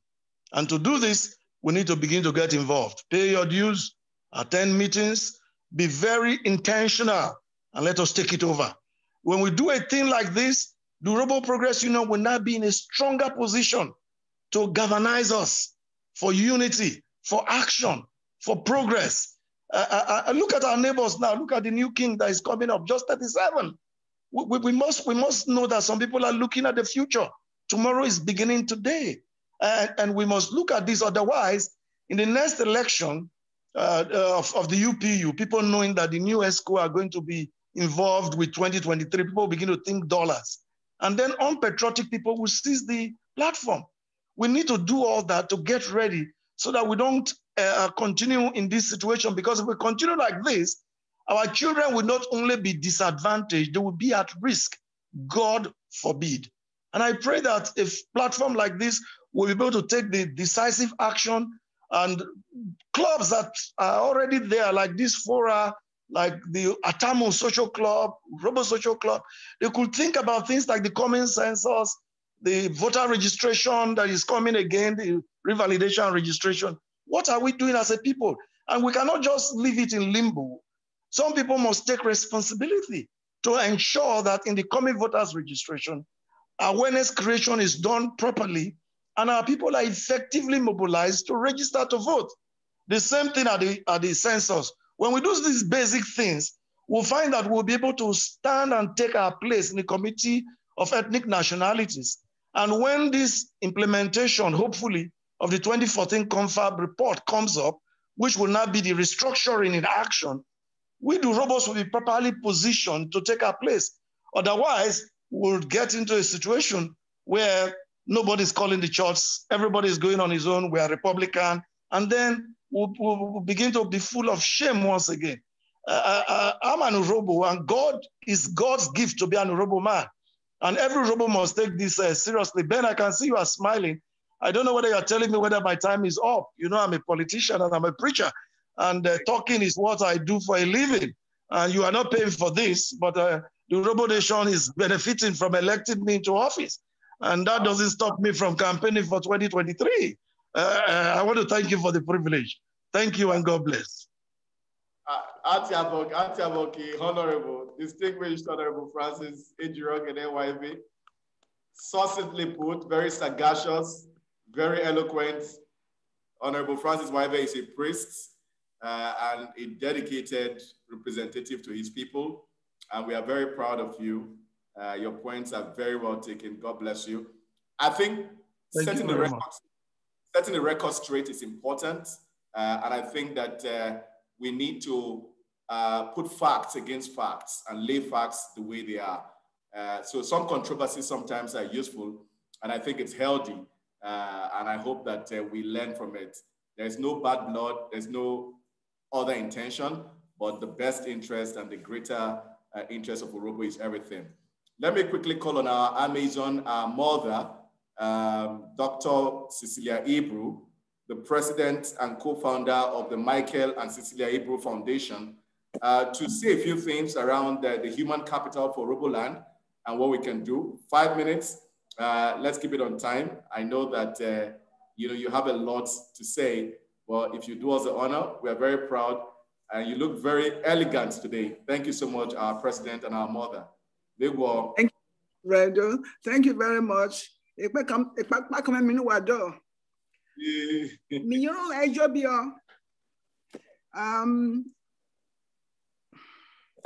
What's happening now? Go ahead, ma. Now, and I want to appreciate all the speakers, especially the professors and our politician. I'm so glad that we have one politician amongst us speaking this afternoon, and he's been able to give us some insight into what is happening in government. But having said that, I remember when he wanted to go into politics, I said to him, what are you going to do there? He said, if I don't go, who will go now? And I can't forget that. And I'm glad he did. I didn't support him all the time, but he's like a son to me. Now, the problem we have in the grassroots is what I want us to begin to address. We have the leadership problem, which I feel that the political class should come into its forefront to address. Without political strength, we can't go very far. Therefore, it is up to us to promote people into the political class. We must do that. That's part of human capital development. And having said that, we need to also look into our youth. Our youth are getting very, very aggressive and unruly.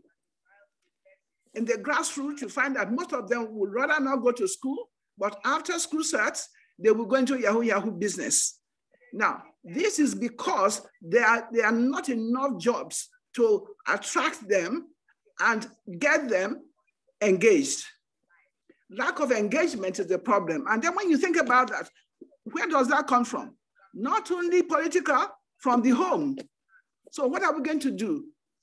Poverty is a problem, and we've got to address that.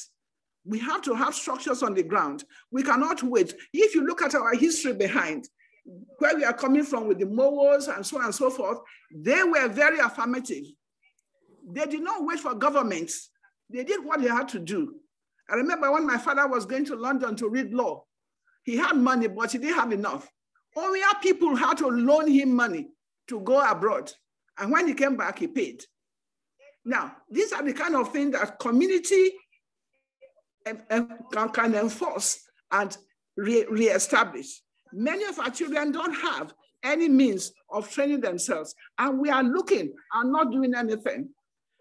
The little experience I've had now at Agbara shows that our children are desiring to go to school, to go to university and so on. The issue is finance. And we need to put some affirmative action in place to address those issues.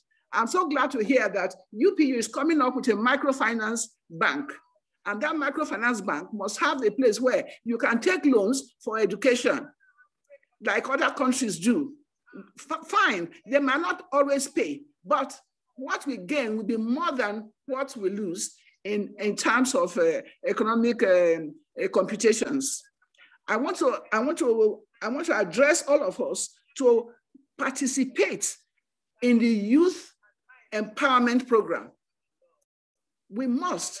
If you don't, who is going to be a politician? Look at what is happening. Many of the people in politics are, what do you call them, hooligans. They are the rough boys. Many of them are being killed all the time. Why should our people be the ones, being killed? So all of us down the line, from the UPU, from all the organizations, we must have an affirmative action to address the youth problem. And when we have done that, then we teach them how to comport themselves, how to use civility and humility to climb the ladder of success. And I'm here to come across somebody who is successful without humility or civility. Many of our children are so rude because they are angry. They feel that we have failed them. Now, how are we going to address that issue? And I want all of us to pay attention to it, because having said all these beautiful things, if the grassroots is not strong, what is the foundation we are going to build on? It is human capital that everything stands on in life. If your human capital is weak, you can't go very far, because they don't understand, and you cannot carry them along with you to the heights that you want them to go to. So I don't want to go too far, because I know you are looking at me now. So I will stop now. Thank you very much for the opportunity given me to speak on the youth. Atiabo, put your hands together for that brilliant contribution by Dr. Mrs. Cecilia Ibru. Awesome. Our youths should be able to do more and harness the potentials that God has given to Urhobo. I think distinguished Honorable Ben Roland Sigbakpa is online, and he's going to be contributing next. Ben Ibakpa is the member of the Federal House of Representatives representing the Etiop East and Etiop constituency. Currently, I know he's somewhere also contributing to national growth and development. Ben, can you speak? Can I hear you? Yes. Can you hear me? Yeah, but I can't see you, but I can hear your voice. It's all right. You can start your video. Your video is not on, otherwise we can hear you loud and clear. My video is supposed to be on. It's on from my... Maybe the camera is not showing you. I can say your video is on. The camera is not showing you. So you may need to adjust your camera to show and reflect dark where you are. Okay, can it be dark? I'm not dark. Okay, I think there's something blocking it. Oh, great, yeah, that's fine. So, absolutely, but we can't see your face yet. I'm trying to remove it from one case. All right, that's fine. Okay, so now I need to turn the camera. I ought to have done this a long time ago, man. It's all right. It's all right.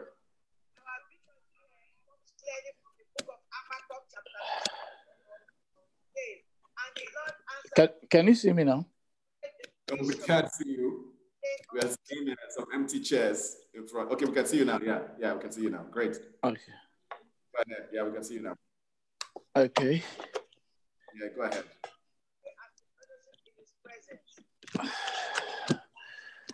You see me? Absolutely, yes. Okay. You look very... All right. Yeah. Hello? Yes, go ahead. We can hear you. Yes. I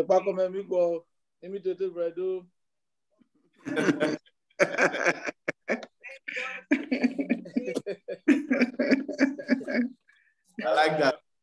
First, let me thank our brother Dr. Weru and his team for this wonderful program that they have put in place, the 4th edition. And thank you for giving me the opportunity to contribute. I want to especially thank Professor Gigi Dara and our mommy who just spoke. They've always been there. They've always been in support of all the Urobo activity. That each time I see anything that has to do with Urobo, I look out for Professor Gigi Dara. Well, let me still thank my colleague, my dear brother, welcome you, Honorable Waive, and thank him for putting at least somehow paid to some of those to the issue on the salary of National Assembly. I was itching to speak, but I think he has done justice to that. So I wouldn't want to go back into it because that's, as far as I'm concerned, is a distraction to this program. Well, for me, I just want to look at some areas based on what we're looking at, a better Urobo. So my discussion is going to be focused on the slide, Urobo Nation and Politics. Urobo Nation, go to slide 2 because there's no time. Urobo Nation and Politics, Urobo Nation and the Nigeria State, then Urobo Nation and the National Development. For us on the political side, just like Mommy said, no, we have no common front. For now, the Urobo Nation has no common front. That is why I put up this pie chart to look at our enormous political interests. We vie for everything. Yes, we want to be governors. We have contested for governor. We have won governorship. We want to be president. We want to be whatever. But we have not been able to form that common front as a people that mean what we are saying. Because and that brings us to that weak alliance because we don't have enough alliance forming the common front based on our number. Our number we are the highest in Delta State, but not the highest in the country. And if we have to grow beyond being what the popular say, the local champion, then we must talk about forming an alliance. Today, our strength as the most populated tribe in Delta State is being threatened. A lot is happening that people now look up to us to say that we don't actually have the figures that we're just talking. And they know that because of the fact that we don't love ourselves. I'm still on slide 2, sir. We don't love ourselves. The alliance is very weak. Because of that weak alliance, our opportunities as a result of what Urobo can do is minimal. And to grow out of this weak alliance, our perception is modest. Our opportunities are limited. We have trust issues, and we have this pull him down syndrome, which has been a major problem. So we need to, because our alliance restricts our opportunities, we need to really come together so that we can work, we can grow beyond us and look at other people that should help us to achieve our aim. And that brings us to slide 3, which is federalism and resource control. I thank God once again, like I said, Professor Gigi Dara is with us here. He talked about the fact that we're in a unitary style of government. It's not federal. When people talk about true federalism, I tell you there's nothing like true federalism. It's either we're a federative state or not. Here we're in a unitary state where all resources, everything, all powers. While we're in this meeting, I am discussing with my colleagues on another platform on the Federal Character Commission, where the chairman is from the North and the secretary, whose tenure just expired, has been renewed again from the North. And that is federal character, which is supposed to be the flagship of equality in terms of office and politics in Nigeria. If that kind of place can be balkanized, then there's no hope. So we must come back and agree that we want to run a federative state, or we go to what we call today the popular restructuring. For me, restructuring is devolution of powers. and allowing every region to do what they want to do. Then we have to do with tribalism and sectional politics. Even within us in Urobo land, can the Jesse man vote for an Ogara man even when they are from the same local government? What about the Udu man? What would the Ogara man be speaking of the man from Ogali who says that, oh, this person is not from my place? So there's this tribalism and sectional politics, and that cannot help us. Then we talk the ethnic minority question. We are given crumbs. People look at us as minority in the country. Here, we look ourselves in Delta State, in the Urobo region, as yes, we are big. But how big? What do we really have that we can do within ourselves? Because nobody, no tribe, no part, no nation can be an island of itself. So you need to work with other people. Then I'm looking at the Urobo disintegration. Even in the UPU, our umbrella body, before we talk of the Atamus, and other Urobo socio-political organization, the UPU is highly disintegrated. Today, we still parade 2 executives of the UPU, even when we know, yes, one side is acceptable. But is it totally acceptable? Urobo is one nation where we have over 20-something kings, and everybody marshalling their area. So we are badly balkanized. The use of Urobo as numbers is one thing. The use of privileges and narrative. What about how do we look at ourselves? People look at us, are we really in terms of population, are we the best? Are we the highest in Delta State? And looking at our pockets of people in other places, are we really progressive? Are we known that if we have money, the next thing we go for is to marry more wives? Are we truly Wayo? Because that is a perception that people have of us outside. The Wado has been turned to Wayo. And most times when they say it, we just laugh over it. But these are serious issues that go beyond who you are and how people look at you. Are we polygamous in nature? That is the many wives thing. How do we speak of ourselves as a people when we're in the midst of others? These are many things that we need to look at in our new partnership with others. Then the capacity of political, the next slide. We have capacity of political resources. We have our people in government. We have had 2 governors in the past. Today we have the Deputy Senate President.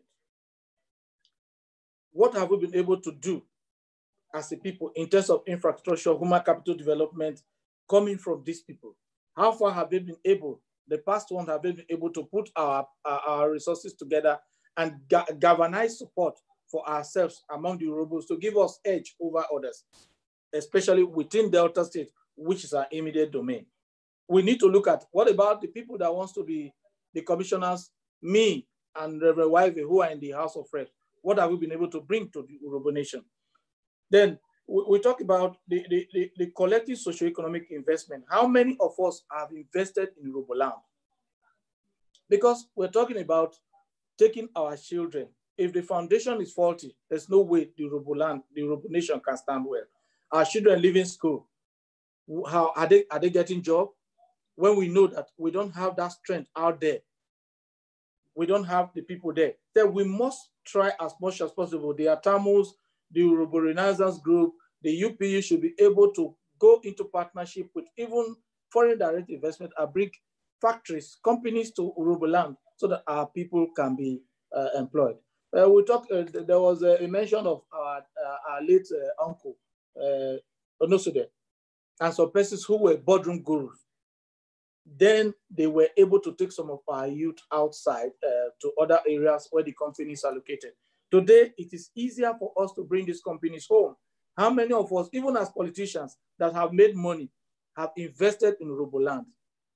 We prefer to take the investment to Lagos, to Abuja, to other areas where people will come and they'll be marginalized. So let us see how we can come inside to invest in Urobo land and employ our people.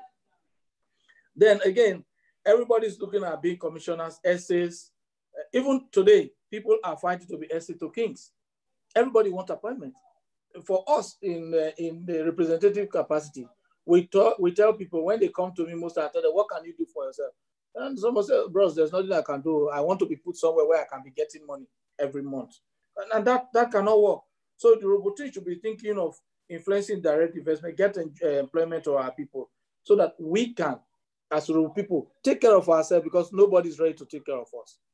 We must forego this pulling down syndrome of our people in authority and see what we can do together, irrespective of which part of Urobo you're from. Urobo is one. We are blessed. We're homogeneous in language, despite the pockets of dialects. So in summary, our choice, give me my slides. Doctor, give me my slide. Give my last slide, yes. Our choice may be constant or it may change if we intentionally commit to developing our people and our land. We have our limit, but we all possess varying degrees of political, social, and economic control that we can leverage on for common good.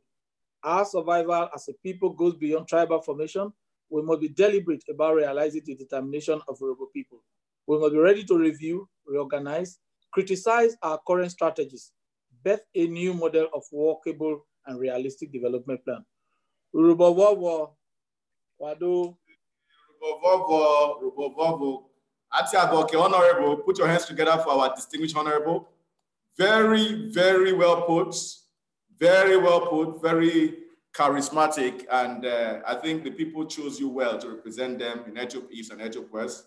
I congratulate all of your federal constituency. Ladies and gentlemen, you will agree with me that this has been a very, very robust and engaging conversation. Now, I am going to open the platform for interaction. And I'm going to ask you to raise your hand if you have a question, not a comment. Only questions will be taken. You know, one of the gifts we have in Urobo is the gift of oratory. We are very good orators. We talk very well. And you know, they say talk is cheap. So if you are in doubt of anything, I'm going to give you an opportunity to ask questions, and that will be it. And you are going to have just 30 seconds to ask your questions to any of the speakers you so choose. So I'm going to start with the names that I'm seeing here and the hands raised. Comrade Essie Isiakwe, your hand is up. I'm going to ask you to unmute your mic and direct your question to one of the speakers, and 30 seconds, no comments, only questions. Don't repeat what the speakers have said. Ask for clarifications in case you're in doubt. So go ahead.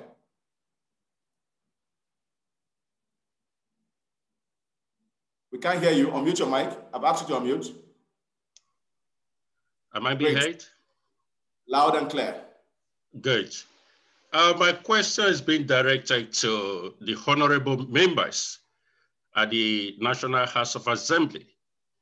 We'll be talking regarding their responsibilities in the House of Assemblies and the oversight functions. We've been allocated 13% derivation funds to the oil producing communities. And we have 7 local government areas in the Urobo Nation producing oil. I would like them to enlighten the Urobo Nation how they have come up in monitoring the implementation of projects in these oil communities. For instance, in my community, Kokori community, there have been ghost abandoned projects which are meant to enhance the economic well-being of the people at the grassroots level. But if they are just sitting down there at Abuja without monitoring the allocation, this monthly allocation of resources to finance the economic well-being of these grassroots oil producing communities, that means it's a waste of exercise, and it remains questionable why these monies are being allocated to enhance these communities. Thank you. Thank you, Comrade. Ben, are you there? Yes, I'm here. Great. Okay. Comrade, let me thank you very much. I'm happy we have this forum. Dr. Weru, I want to thank you once again because these are issues that have been bothering people. On the issue of the 13% derivation funds, it's given to the states. As it is today, it is no longer our responsibility as it is at the National Assembly to monitor the 13% derivation that is given to the states. That is for the State House of Assembly to monitor. What I monitor now is the one given to the Niger Delta Development Commission, which is not within the 13% derivation fund. And again, on the Roike issue, I remember I raised a motion, a matter of urgent public importance, on the Roike issue in Kokori when there was a leakage, a kind of, what do they call it? And it led to fire. I raised the motion on the matter of public importance. It was taken by the House. Heritage Energy, that's the company, was invited. But till date, you know, most times these things happen and we have people, the locals, that are frustrating the move that you're making. You end up being the wicked man and they are suffering it. As a representative, let me be clear here on the responsibilities of a representative, especially at the legislative arm. The first one is lawmaking. The second one is representation, that is speaking for you. And the third one is oversight. And in this oversight, we can only oversight projects that are executed by the federal government. As it is now, there are issues within the exclusive and the legislative list. There are state laws and there are federal laws. We have crossed that stage. When I was in the State House of Assembly, I can go to Ethiopia and ask questions as to what the governor is spending. But the way it is now, I can only ask what the federal government is spending. So unfortunately, my brother, I think you should speak to Honorable Innocent Anidi of the State House of Assembly on the 13% derivation and how it is being implemented. Awesome, awesome. Thank you very much, distinguished Honorable Ben Roland Sigbakba. Francis, Honorable Francis Njoroge-Nwaifeh, you want to say something quickly?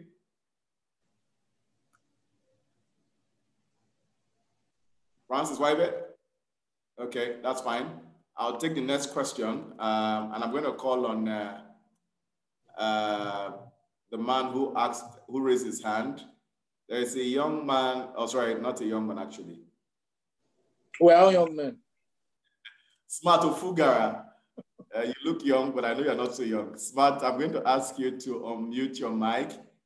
Only questions, only questions, please, and no comments. And it's 30 seconds, please. Direct a question to any of the panelists and speakers. Go ahead. Okay.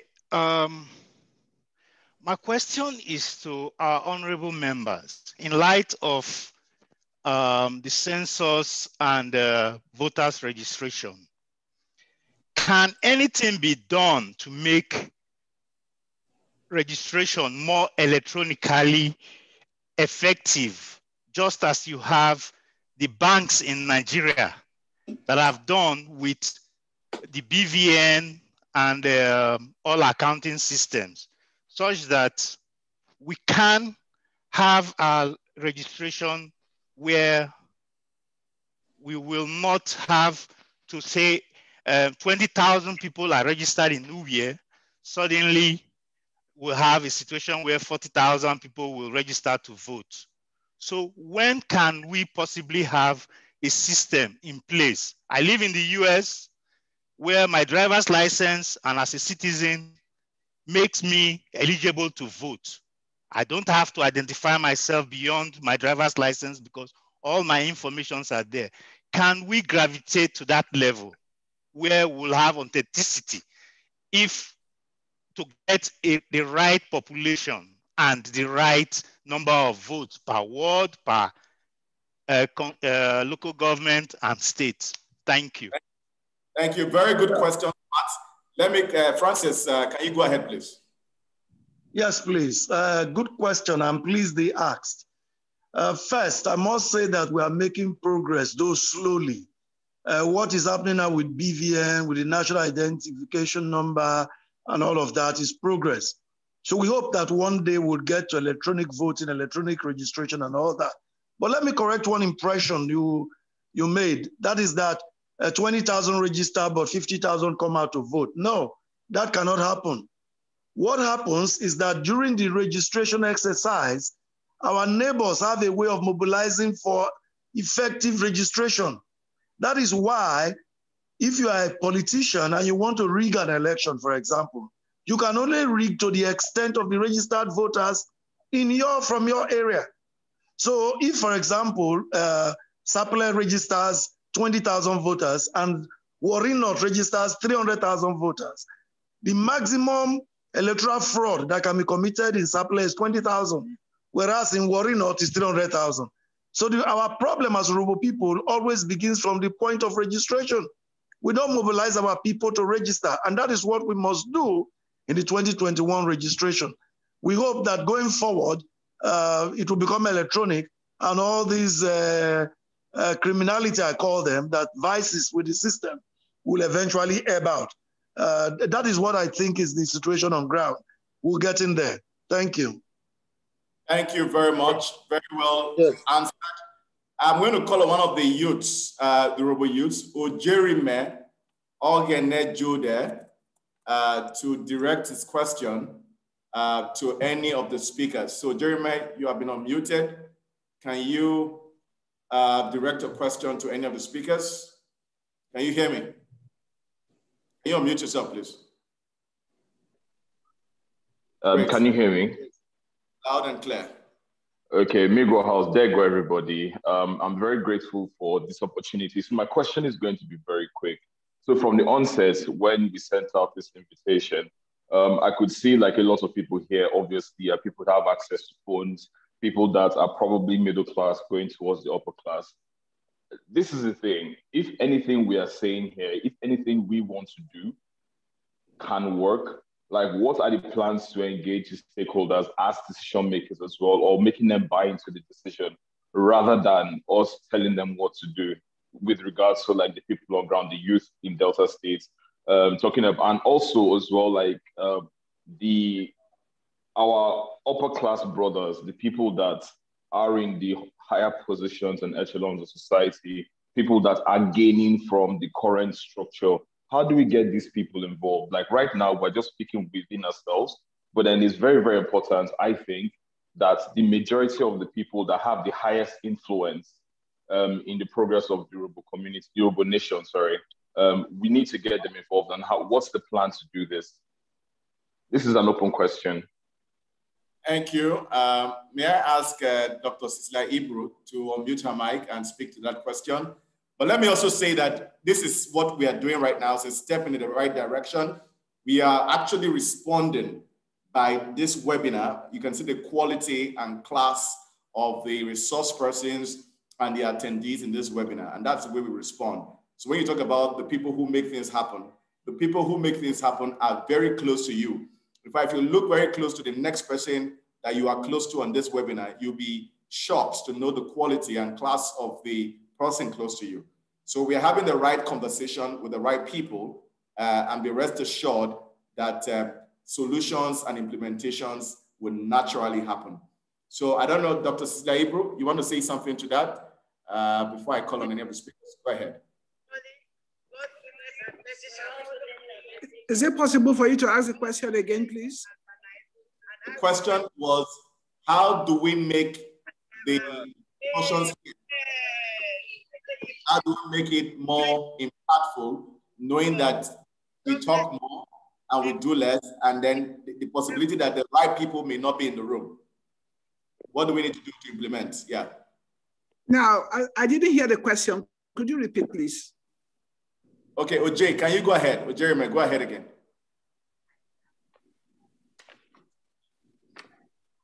Okay, hello, Degoma, good evening.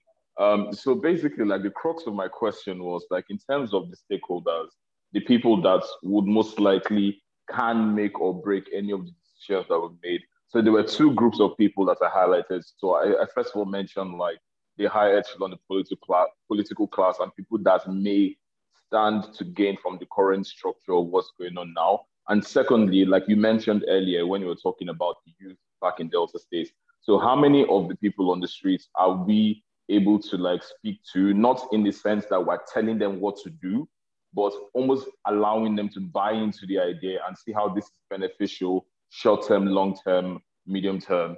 So that is just where my concerns lie. Well, thank you. Okay, thank you very much. I believe you are talking about the youth. And if it's the youth, where is the traction? How do you bring them in for them to begin to realize that they need to improve themselves and get on with the type of education or influences or apprenticeship that could help them live a worthwhile life? Because when you look at it, even in Nigeria, when government is not working, people are working, they are earning. But the problem with our own area is that there's not enough opportunities for these youths to participate in gainful employment. So many of them are going to all these, fraudulent practices. In politics, they're going to fraudulent practices in politics, and they become the fodder for politicians. And then, of course, this Yahoo thing is another thing. But what we are saying, how do we bring structures in? Now, that is why we're having this discussion, so that people who have that concept of helping the youth will come together and be able to work with UPU. UPU also have a program for the youth, be able to work with UPU and hopefully be able to put structures on the ground that can attract youths. For instance,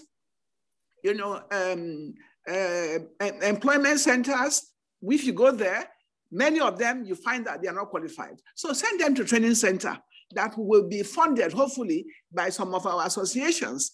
Our associations are many, but are they putting their money where they, to back up their suggestions? And it doesn't have to be a lot of money. Just a little from each person contribution can help. Now with this, our microfinance bank that is coming up, all of us should participate and save money there. And from there, they will use money to be able to fund some of these structures that will help the youth empowerment program. Thank you very much. Great response. Thank you very much. Professor Kingsley Edu, there is a question for you. I've asked you to unmute your mic if you can hear me. Question from Eloho. Eloho is asking you. Eloho is asking what can be done, that you have written a lot of articles that are published in the African Journal. What can we do to ensure that the position of Urhobo on restructuring and devolution of power is documented and fully implemented? Professor Kingsley, over to you. Well, most of what we have discussed now, we can document them. We can arrive at a resolution today, and our resolutions will be documented. And we can, at the appropriate time, send them to the appropriate government agencies. At the same time, we can also keep copies of resolutions like this that we've arrived at. So these are some of the ways that we can document our resolutions and decisions. Thank you. And yes, moreover, can I go? Go ahead, finish. Okay. Moreover, anything that is written and published is there almost forever for people to see, especially in these days of internet. So all you need to do is to go to the internet and assess these things. Thank you. Thank you, Professor. Let me also, Eloho, let me inform you that the Urhobo Webinar Group has a website, and all the communiques from all the previous webinars are documented. You can access them and get information. Also, like I said, the various presentations from our speakers today are also well documented in the website of the Urhobo Webinar Group. Just go there and pick up those information, including the one of today. I'm going to allow Uvigwe. Uvigwe is with us today, the second lady who is asking a question, to unmute your mic and direct your question to any of the speakers of your choice. Go ahead.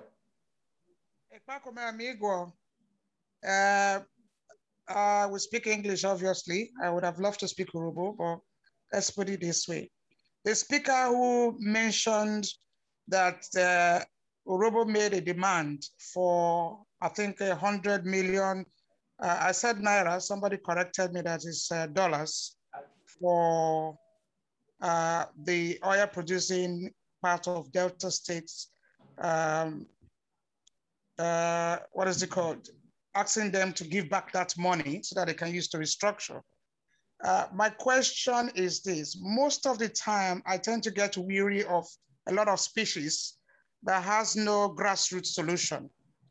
If I may ask him, has any plan been put in place for what that money would be used for, if and when it eventually comes to us? That's my question. That's a $1 billion question, honestly. There should be a plan for it, not just asking for the money. And when it comes, it's a kill and divide issue. Let's divide it, and then it doesn't meet its purpose, and we are back to square one. Spot on, absolutely, absolutely. I wanted Professor Dara to speak to that because Professor Awifada is, I think, is having network challenge. Professor Dara, are you there? Can you unmute your mic and speak to that question? Is it possible? Okay, I'm not sure, Professor Dara. He's here, but I'm not sure he's able to respond to that. But I think that question is very important. So I would ask that we come back to you with a response on that. Let me call on Idesiri Izu. Idesiri Izu, can you unmute your mic and direct your question to one of our speakers? Idesiri. Okay. Good evening, distinguished ladies and gentlemen. Can you hear me, please? Loud and clear. Okay, thank you. Quickly, like you said, there will be no comments, so I will just go straight to the few questions I have. The first one is, while I acknowledge the role of our legislators, particularly the two we have on the platform now, and the former honorable member of representing Ethiopia East in Delta House Assembly, Chief Evans Iwuri, who is no longer there now, there are roles in calling the attention of the federal government and state governments to security issues in the Urobo-speaking areas, especially the herdsmen crisis and all that. In the past, it has been what we're hearing in the news for other regions, but over the last few years, it has become even more commonplace in not just Delta State, but the Urobo-speaking parts of Delta State, which is my primary constituency. So apart from raising motions or moving motions of public importance, what specifically is being done or has been proposed to stop this? Because it is killing, we talk about agriculture, Urobo has land, but when you can't go to the land to farm, where will the food come from? You look at what happens in the Abraka reserves and the Uweru axis and other axes. So I'll just keep that brief. What exactly is, apart from moving motions and crying in the page of papers and all that, what other things are being done, okay, for to improve security, particularly with the herdsmen crisis? Secondly, I also want to ask, what are our leaders doing to improve accessibility? Okay, for example, with due respect, I'm not trying to offend anybody, but let's tell ourselves some truths.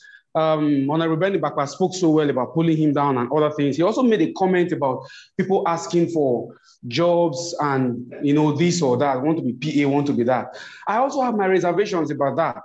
So I want us to re-engineer what we are doing. I want to ask how we can also do it. So for example, if you look at the other tribes, okay, you go to, I'm the Federal Minister of Health, for example, you come to our secretariat and most of the language you hear is Yoruba and all that. But you go to CBN, you don't see many Yoruba people inside there. You go to NNPC, you go to Federal Minister of Health, in one hand, you can count how many Yoruba people are there.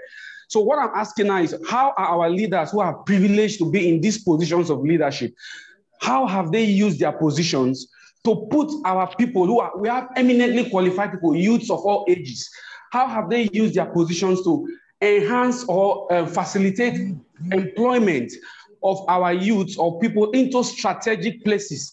Federal Ministries of Health, NNPC, CBN, even the police force.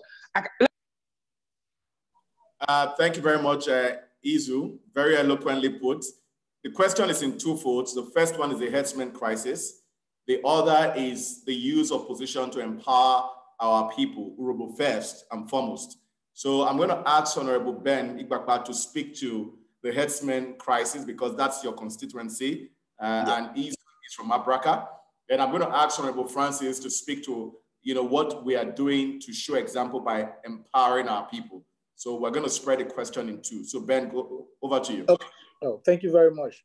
On the issue of what we are doing, apart from motions and bills, first you must, you cannot put the load of a pickup in a 10-ton trailer. There's no way it will move.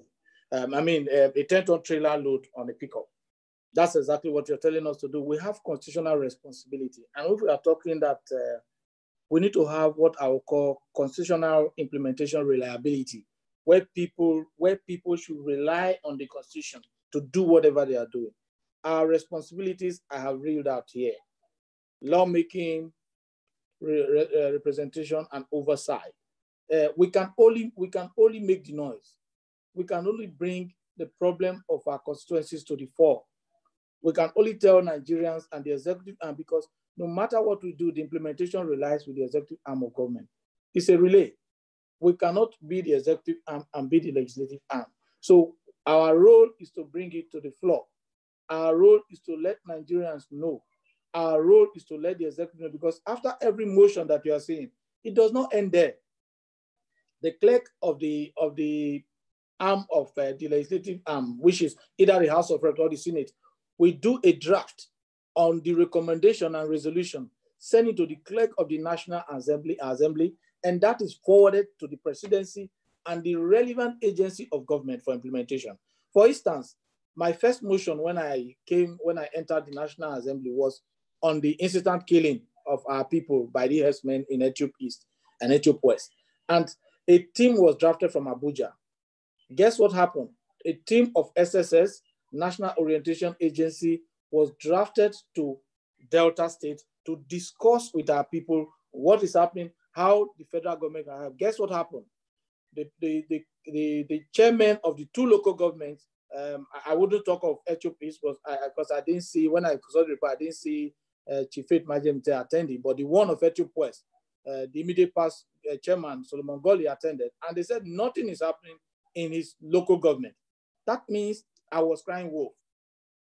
And the people came back because the recommendation follows that there should be a proper advocacy by National Orientation Agency, and that they should criminalize open grazing in my region.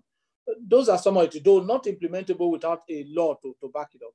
But the people went back to Abuja and said, well, the chairman, who is the chief security officer of Ethiopia, said that there's nothing apart from the OVA of Abraka, His Royal Majesty Majoro, who sent a written representation. No other person went there with anything concrete to convince these people. And when we speak, after all the grammar, nothing happens. When you come home and the home base where this is happening, a chairman is saying that nothing is happening in his constituency. What do you expect them to do? So our own is to speak, our own is to cry, our own is to bring it to national discourse so that the executive arm can act. And that's what we can do. There's nothing more we can do. The other one is to come to our people and tell them, please be careful. These people are dangerous. But what happened? Are we going to abandon our farms? So that's it. That's what we can do. Thank you very much.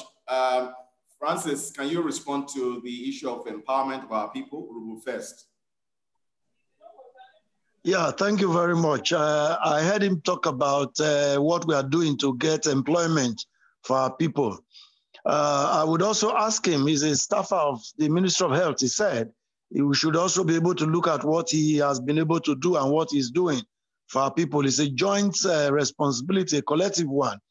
As lawmakers, our assignment does not include securing employment for people, but all of us from the Urhobo Nation, who are there use the privilege to seek for openings. And I think each of us can testify of persons that we have been able to assist.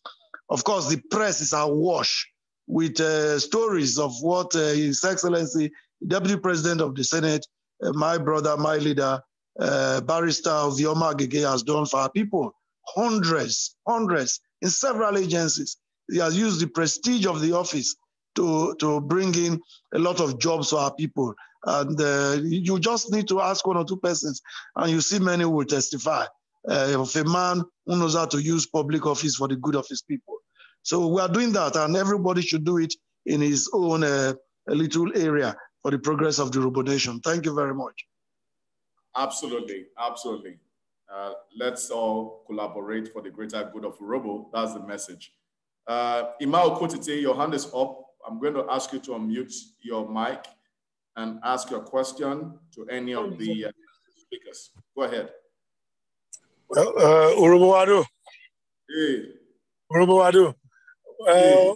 Mine is really a rhetorical question. And I'm just wondering that with what is happening in the Federal Republic of Nigeria today, are we as a people prepared for any eventuality? I use the word eventuality in the sense that so the shit hits the fan and everything goes down. Are we capable of taking care of ourselves as a people, as a nation? Should we be having, would that be a plan D, a plan B, a plan Z? Or it's not something we should think about? I'm just thinking aloud though, that Nigeria is going through a lot of issues today. And I don't know whether one can predict where we're going to end up, because things are not as, things haven't gotten this bad the way it is now. And so I'm just asking a rhetorical question. First of all, can we as a people survive on our own? If we can, are there plans? Is any group, anybody planning for the Urhobo nation in the eventuality of the shit hitting the roof in the current Nigerian state? That's my question. Thank you and God bless. Thank you very much, Emmanuel Okotite. That is a very strategic question. And I think one of the ways to respond is part of what we are doing right now, having the right conversations. We must not give up our rights to advocate. We must not give up our rights, to discuss and to interact. And I think that's one of the reasons why we are having these conversations. And from these conversations, series of solutions, blueprints, and initiatives and strategies will be crafted, which we can execute for the greater good and the development of Urhobo land. And I think we can leave it there in the first instance. I'm going to give the opportunity to Benjamin Enwe, who wants to ask a question before we close. Benjamin, can you unmute your mic, and only 30 seconds for your question. Benjamin, unmute your mic, please. Unmute your mic, go ahead. Yeah. Good evening, everyone. Mingo Ipakume. Thank you, Dr. Ben, for the opportunity to ask my questions. Interestingly, a few of my contemporaries have asked some of the questions that I should have asked. Ojerime and Izu. But I tend to be a little bit not satisfied with the answer, particularly on the issue of security. So, because for me, that's very, very, very pertinent. If we are discussing Urhobo as a nation in Nigeria today, with the current security turmoil and, of course, the awareness in all the geopolitical zones of Nigeria, I think we need to really interrogate that matter particularly. So I want to ask, maybe to you, since my very honorable elders, Honorable Ben Ibakpa, has really put some answers to that, which is, for me, pretty unbelievable. Can we have a synergy of the legislature and the executive? Say we invite them, part of some representation from the executive. So we really get to know, because for me, it's really a concern. As per reports, security reports from particularly my very village, Uweru, where there's been really, serious concerns. So I really want to ask, so that I really get to know the nitty-gritty of the approach we want to look and we want to put into solving this, so that we don't get, lost out in the whole milieu of planning for this issue about security. And this is a very good time to have this kind of conversation, and then we'll get to know what the next steps are. Thank you very much. Thank you very much, Benjamin. Let me say that you've made a good suggestion or analysis of the situation. Issues of security are not public issues that you discuss. It's really about execution. And I can tell you that the Urhobo hierarchy and strategic leaders are actually on top of this. We may not give you the specifics in terms of what we are doing, but I can assure you that this forum is engaging with all the relevant stakeholders to broker the right interventions to provide peace and security to our people. And I know that some of our leaders are already here and they've listened to the conversation, and definitely we would intervene or act accordingly. So be rest assured, and I know your concerns are very germane. I would ask Chowe Emaniru to unmute her mic and ask a question, which will likely be our last question. She's going to ask her last question, gender consideration. So Chowe Emaniru, can you ask any of our speakers particularly, or that you want to direct to? Go ahead. All right, thank you very much. Well, most of the things I wanted to raise have been answered. They've been raised by others and answered. But what I want to talk about, trying as much as possible to make my question without actually bringing out the comment aspects of it, because I've realized that a lot of youth today, a lot of Urhobo youth are beginning to distance themselves from the culture. Now, we're talking about coming together as a nation for the progress of our tribe, our nation. And then we have the youth not interested as being seen as part of the tribe. It's a great concern. In my own little sphere, I try to integrate myself. Anytime I see someone from Urhobo, I want to associate myself. But I see this detachment. People are not really ready to be counted among Urhobo people. They're not proud to be seen as Urhobo. And I think as the generations are coming, the younger generations seem to be distancing themselves from being part of this culture. So how do we work together as a nation and see that we sustain this culture? Because in all that we are saying, even if we have our daddies and mommies leading, we still need the youth to sustain rather than have our culture go into extinction. Even in this meeting, I'm expecting that we should be speaking Urhobo, but we're all speaking English. Many of us are not fluent in Urhobo. I hear, I speak, but it can be very, very funny. And it's going down. My children now, they can't even speak.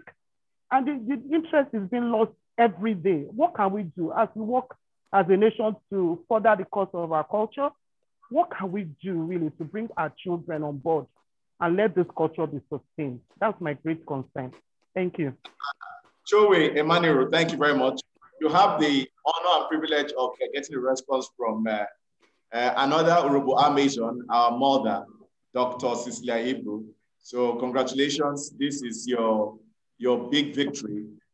She's going to respond to you. Dr. Cecilia Ibru, please, over to you. Thank you. Now, regarding our culture, actually it's been an issue even from my grandmother's days. She was always saying, if you don't speak Urhobo, you will lose your culture. Language is the expression of, is the language with which we express our culture. And we just have to keep trying.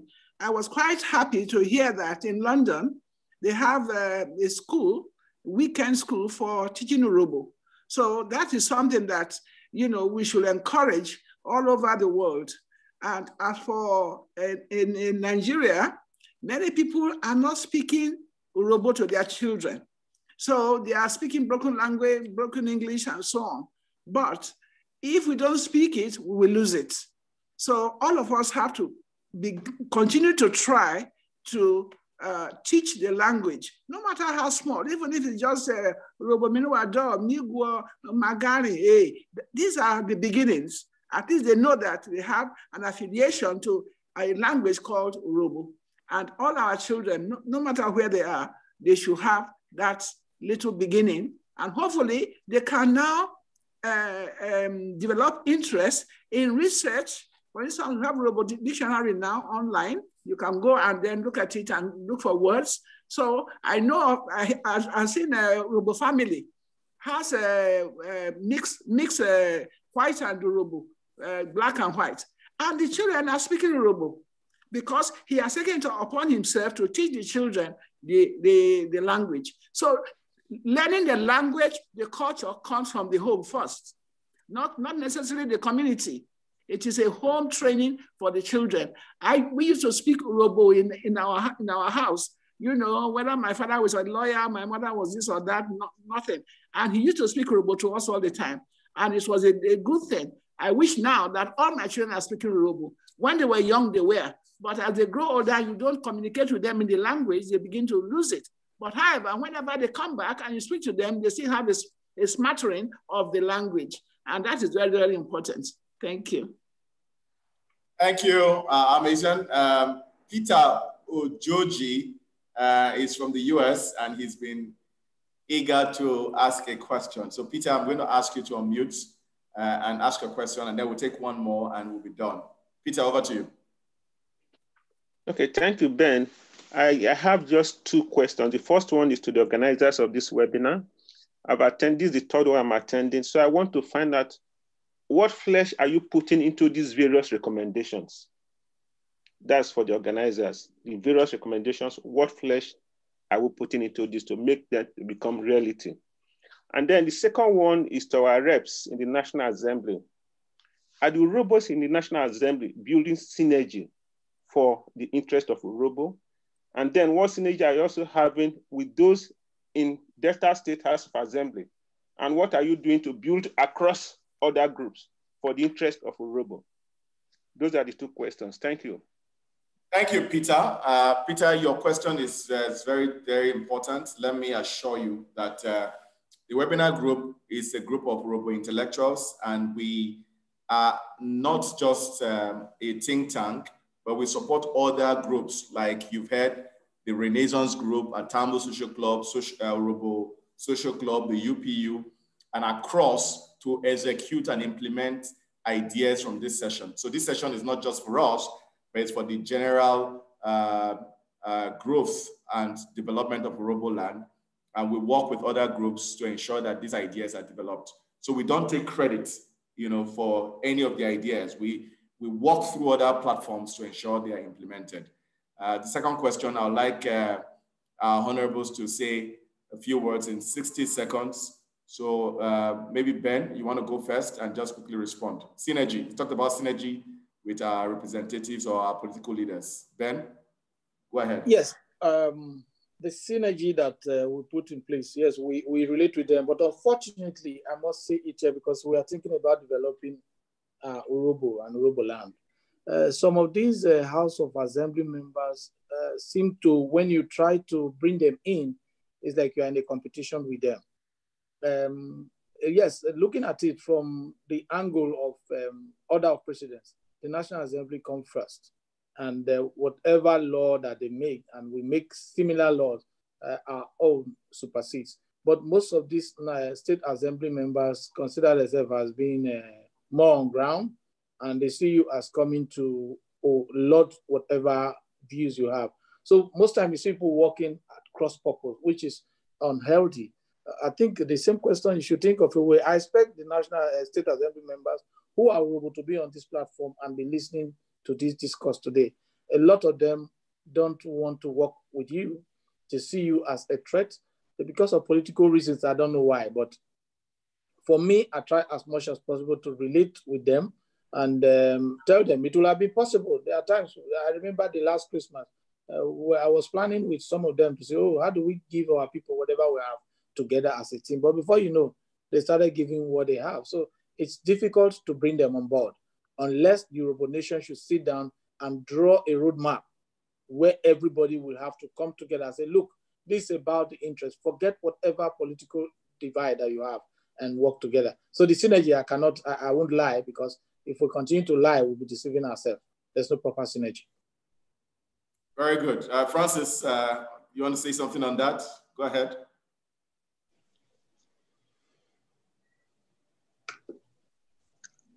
I think my colleague, the Right Honorable Ben, has said it all, but the question becomes a challenge that we should work on. That's the way I would conclude it. All right, it's a challenge that we all need to work on. Fantastic. I think there's some vibrant Yoruba young man who has been agitating to ask a question. Billy Egbe, I'm going to ask you to unmute your mic. I see you that you've been eager to ask a question. Can you go ahead, please? I keep it very short. Thank you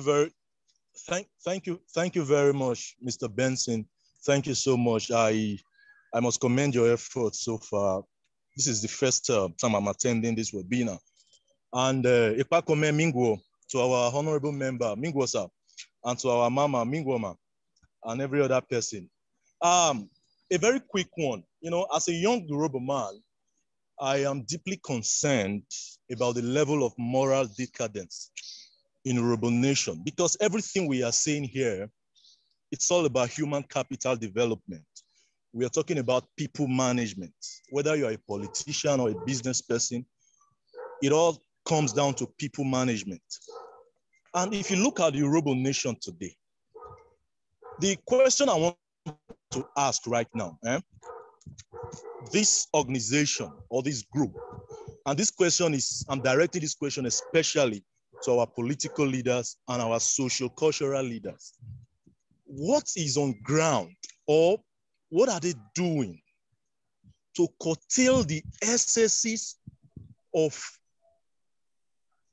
those who are responsible for the moral decadence in Yoruba land right now? Let me just, a few seconds, let me explain what I'm saying here. If you go around Delta Central, because if you go around Delta Central right now, nearly every family is producing nothing outside Yahoo boys and runs girls. It is in every family. We must tell ourselves this truth. We won't achieve anything on this platform when the people we are looking at developing, the human capital development that we are looking at, we cannot achieve it if the people we are looking at, that is the youths, if they are not mentally developed. You cannot give somebody 500,000 or 1 million naira loan to go and do a business when the person is not ready. Somebody who has spent 1 million in the club, or who is used to seeing people spend millions in the club, you can't give that person a loan of 1 million to go and do a business.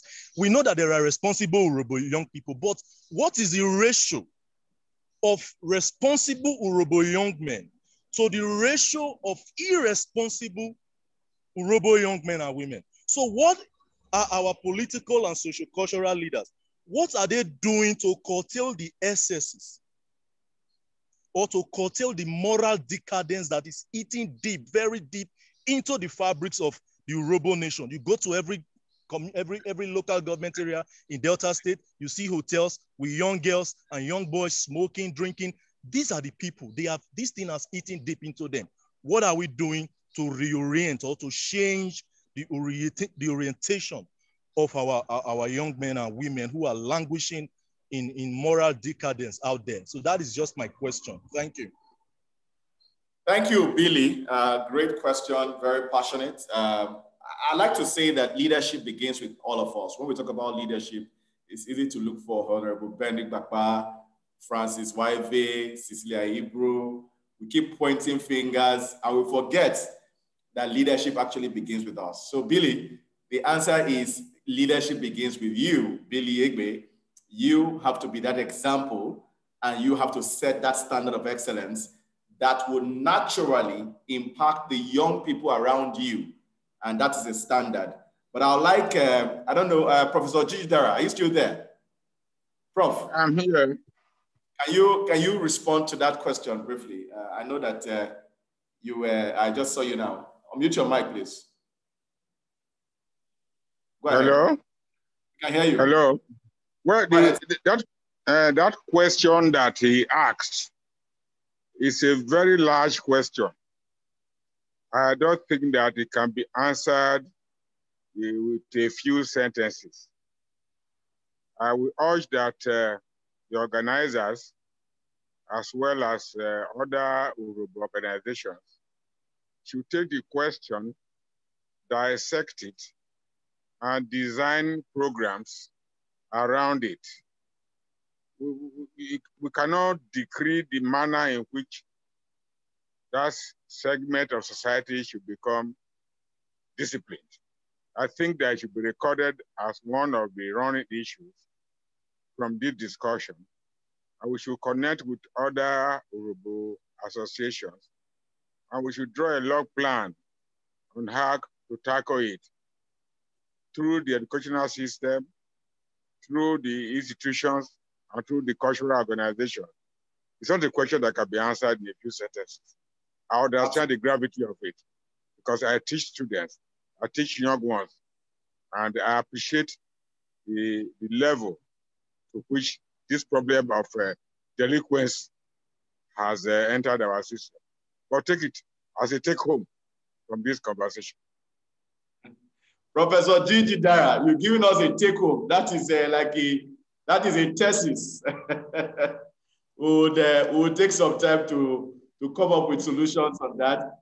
But I'd like Francis Waive, a priest, to respond to that question, because I know Francis has dealt with a lot of young people, and being a priest, you know, there are solutions that you would have proffered to youth delinquency and all that. So, Francis, if you are there, I would like you to respond or provide some solutions, if possible, in addition to what Gigi Dara said. Are you there?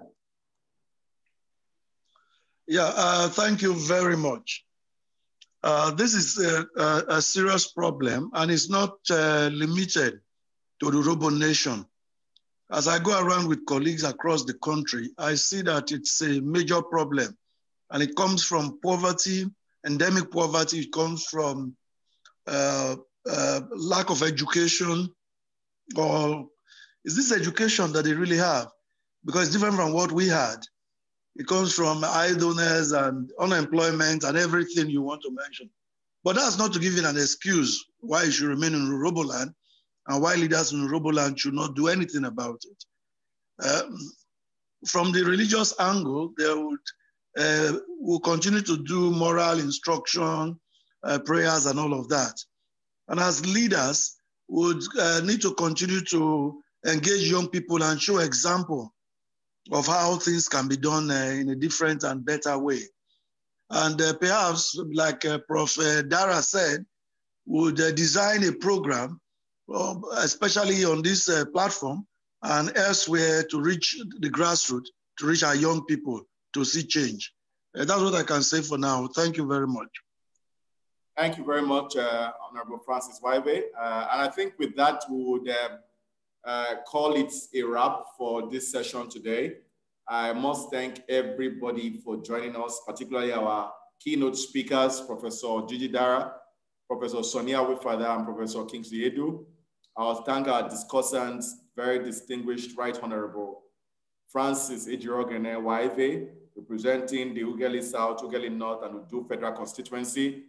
Also to thank our brother, distinguished Right Honorable Ben Roland Sigbakba, representing Etiop East, Etiop West Federal Constituency, and our mother, the very distinguished Dr. Cecilia Ibru, for her beautiful remarks on human capital. The conversation keeps going. We will not stop talking. We will not stop having these conversations. Like I said, we are also sharing the solutions with other groups and ensuring that implementation is executed across board. I would now like to Also thank all members of the webinar group and members who attended this program and who supported us in making this a big success. We had over 300 participants joining us from all over the world. We have people from Canada, US, Sao Tome Principe, Ghana. We have people from Europe, Japan. We have people from Abuja, Lagos, Delta State, Port Harcourt, and all over the world joining us. It's been such a wonderful webinar. Our Honorable Ben Igbakwa is joining us from the US, and it's been such an exciting conversation to have. And we look forward to the 5th edition, which will happen sometime in June. So please watch out for the next edition in June. Provide your email addresses so we can send you the slides for the sessions today. And we trust that we will keep executing and implementing on the conversations. Our sister Uvigwe asked a question on what we will do with the $100 billion proposed by Sonny Awefiada. What I can tell you is that the structures to ensure accountability, okay, and transparency in Roboland are being put. And part of the things we are doing is to call our leaders to attention. And you see that Honorable Benedict Bakpa and Honorable Francis Waive have been here today, and they've given very good account of themselves. And I can assure you that the process also in ensuring that UPU is united and Robo is one would help us achieve that level of accountability and transparency. So please don't lose sleep and let's keep it going. I'd like to call on a member of our Board of Trustees and also the President of Robo Progressive Union of the Ikeja branch in Lagos, Olorogun Fidelis Odia, to come on board and also give us the closing prayer and say a few words before we go. Fidelis Odia. Okay, Robowado. Hey. Robowado. Hey. My job is simple to give the closing prayer, but my few remarks is first and foremost to appreciate the keynote speakers and the discussants. You have done a very good job. We will continue to make progress. We will continue to make progress. We will continue to build on what we have achieved so far. So on that note, I will say my closing prayer.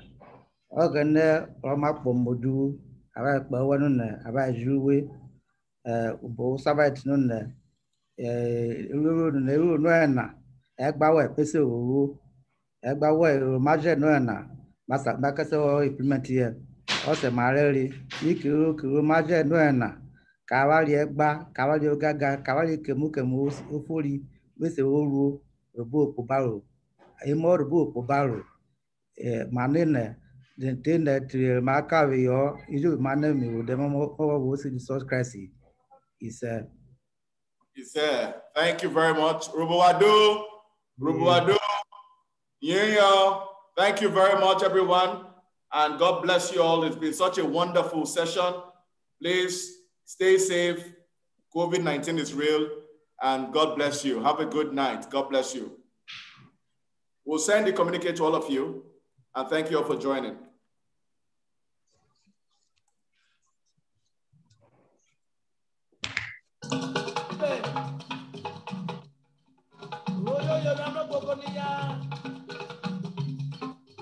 Sheffield United's forward Winston since the win here at Brabble Lane. They've lost 11 times on this pitch in the Premier League. Uroboyo na yamoyo mero guri ni akososo. Ari iwe pupore. Emi no gupo. Last season's tremendous. Ogbera nínú ya. Yeramuwe apo ogbera nínú ya. Yeramuwe. Hallelujah, Yeramuwe. Rio ogbera nínú ya. Wanu woyo ri woyo woyo. Wanu woyo re woyo woyo. Rio ogbera nínú Yeramuwe.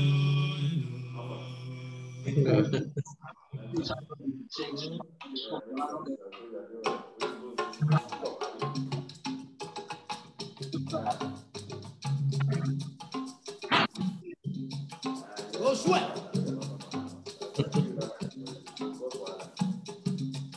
Hallelujah, Yeramuwe. Apo wo pe hallelujah. Very good. Okay,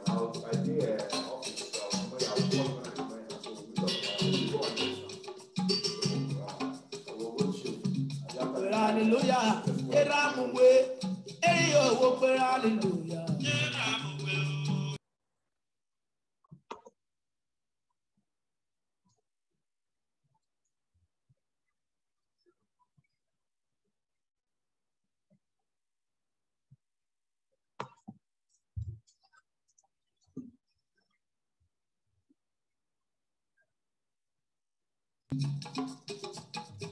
Somebody see what do Yeramuwe.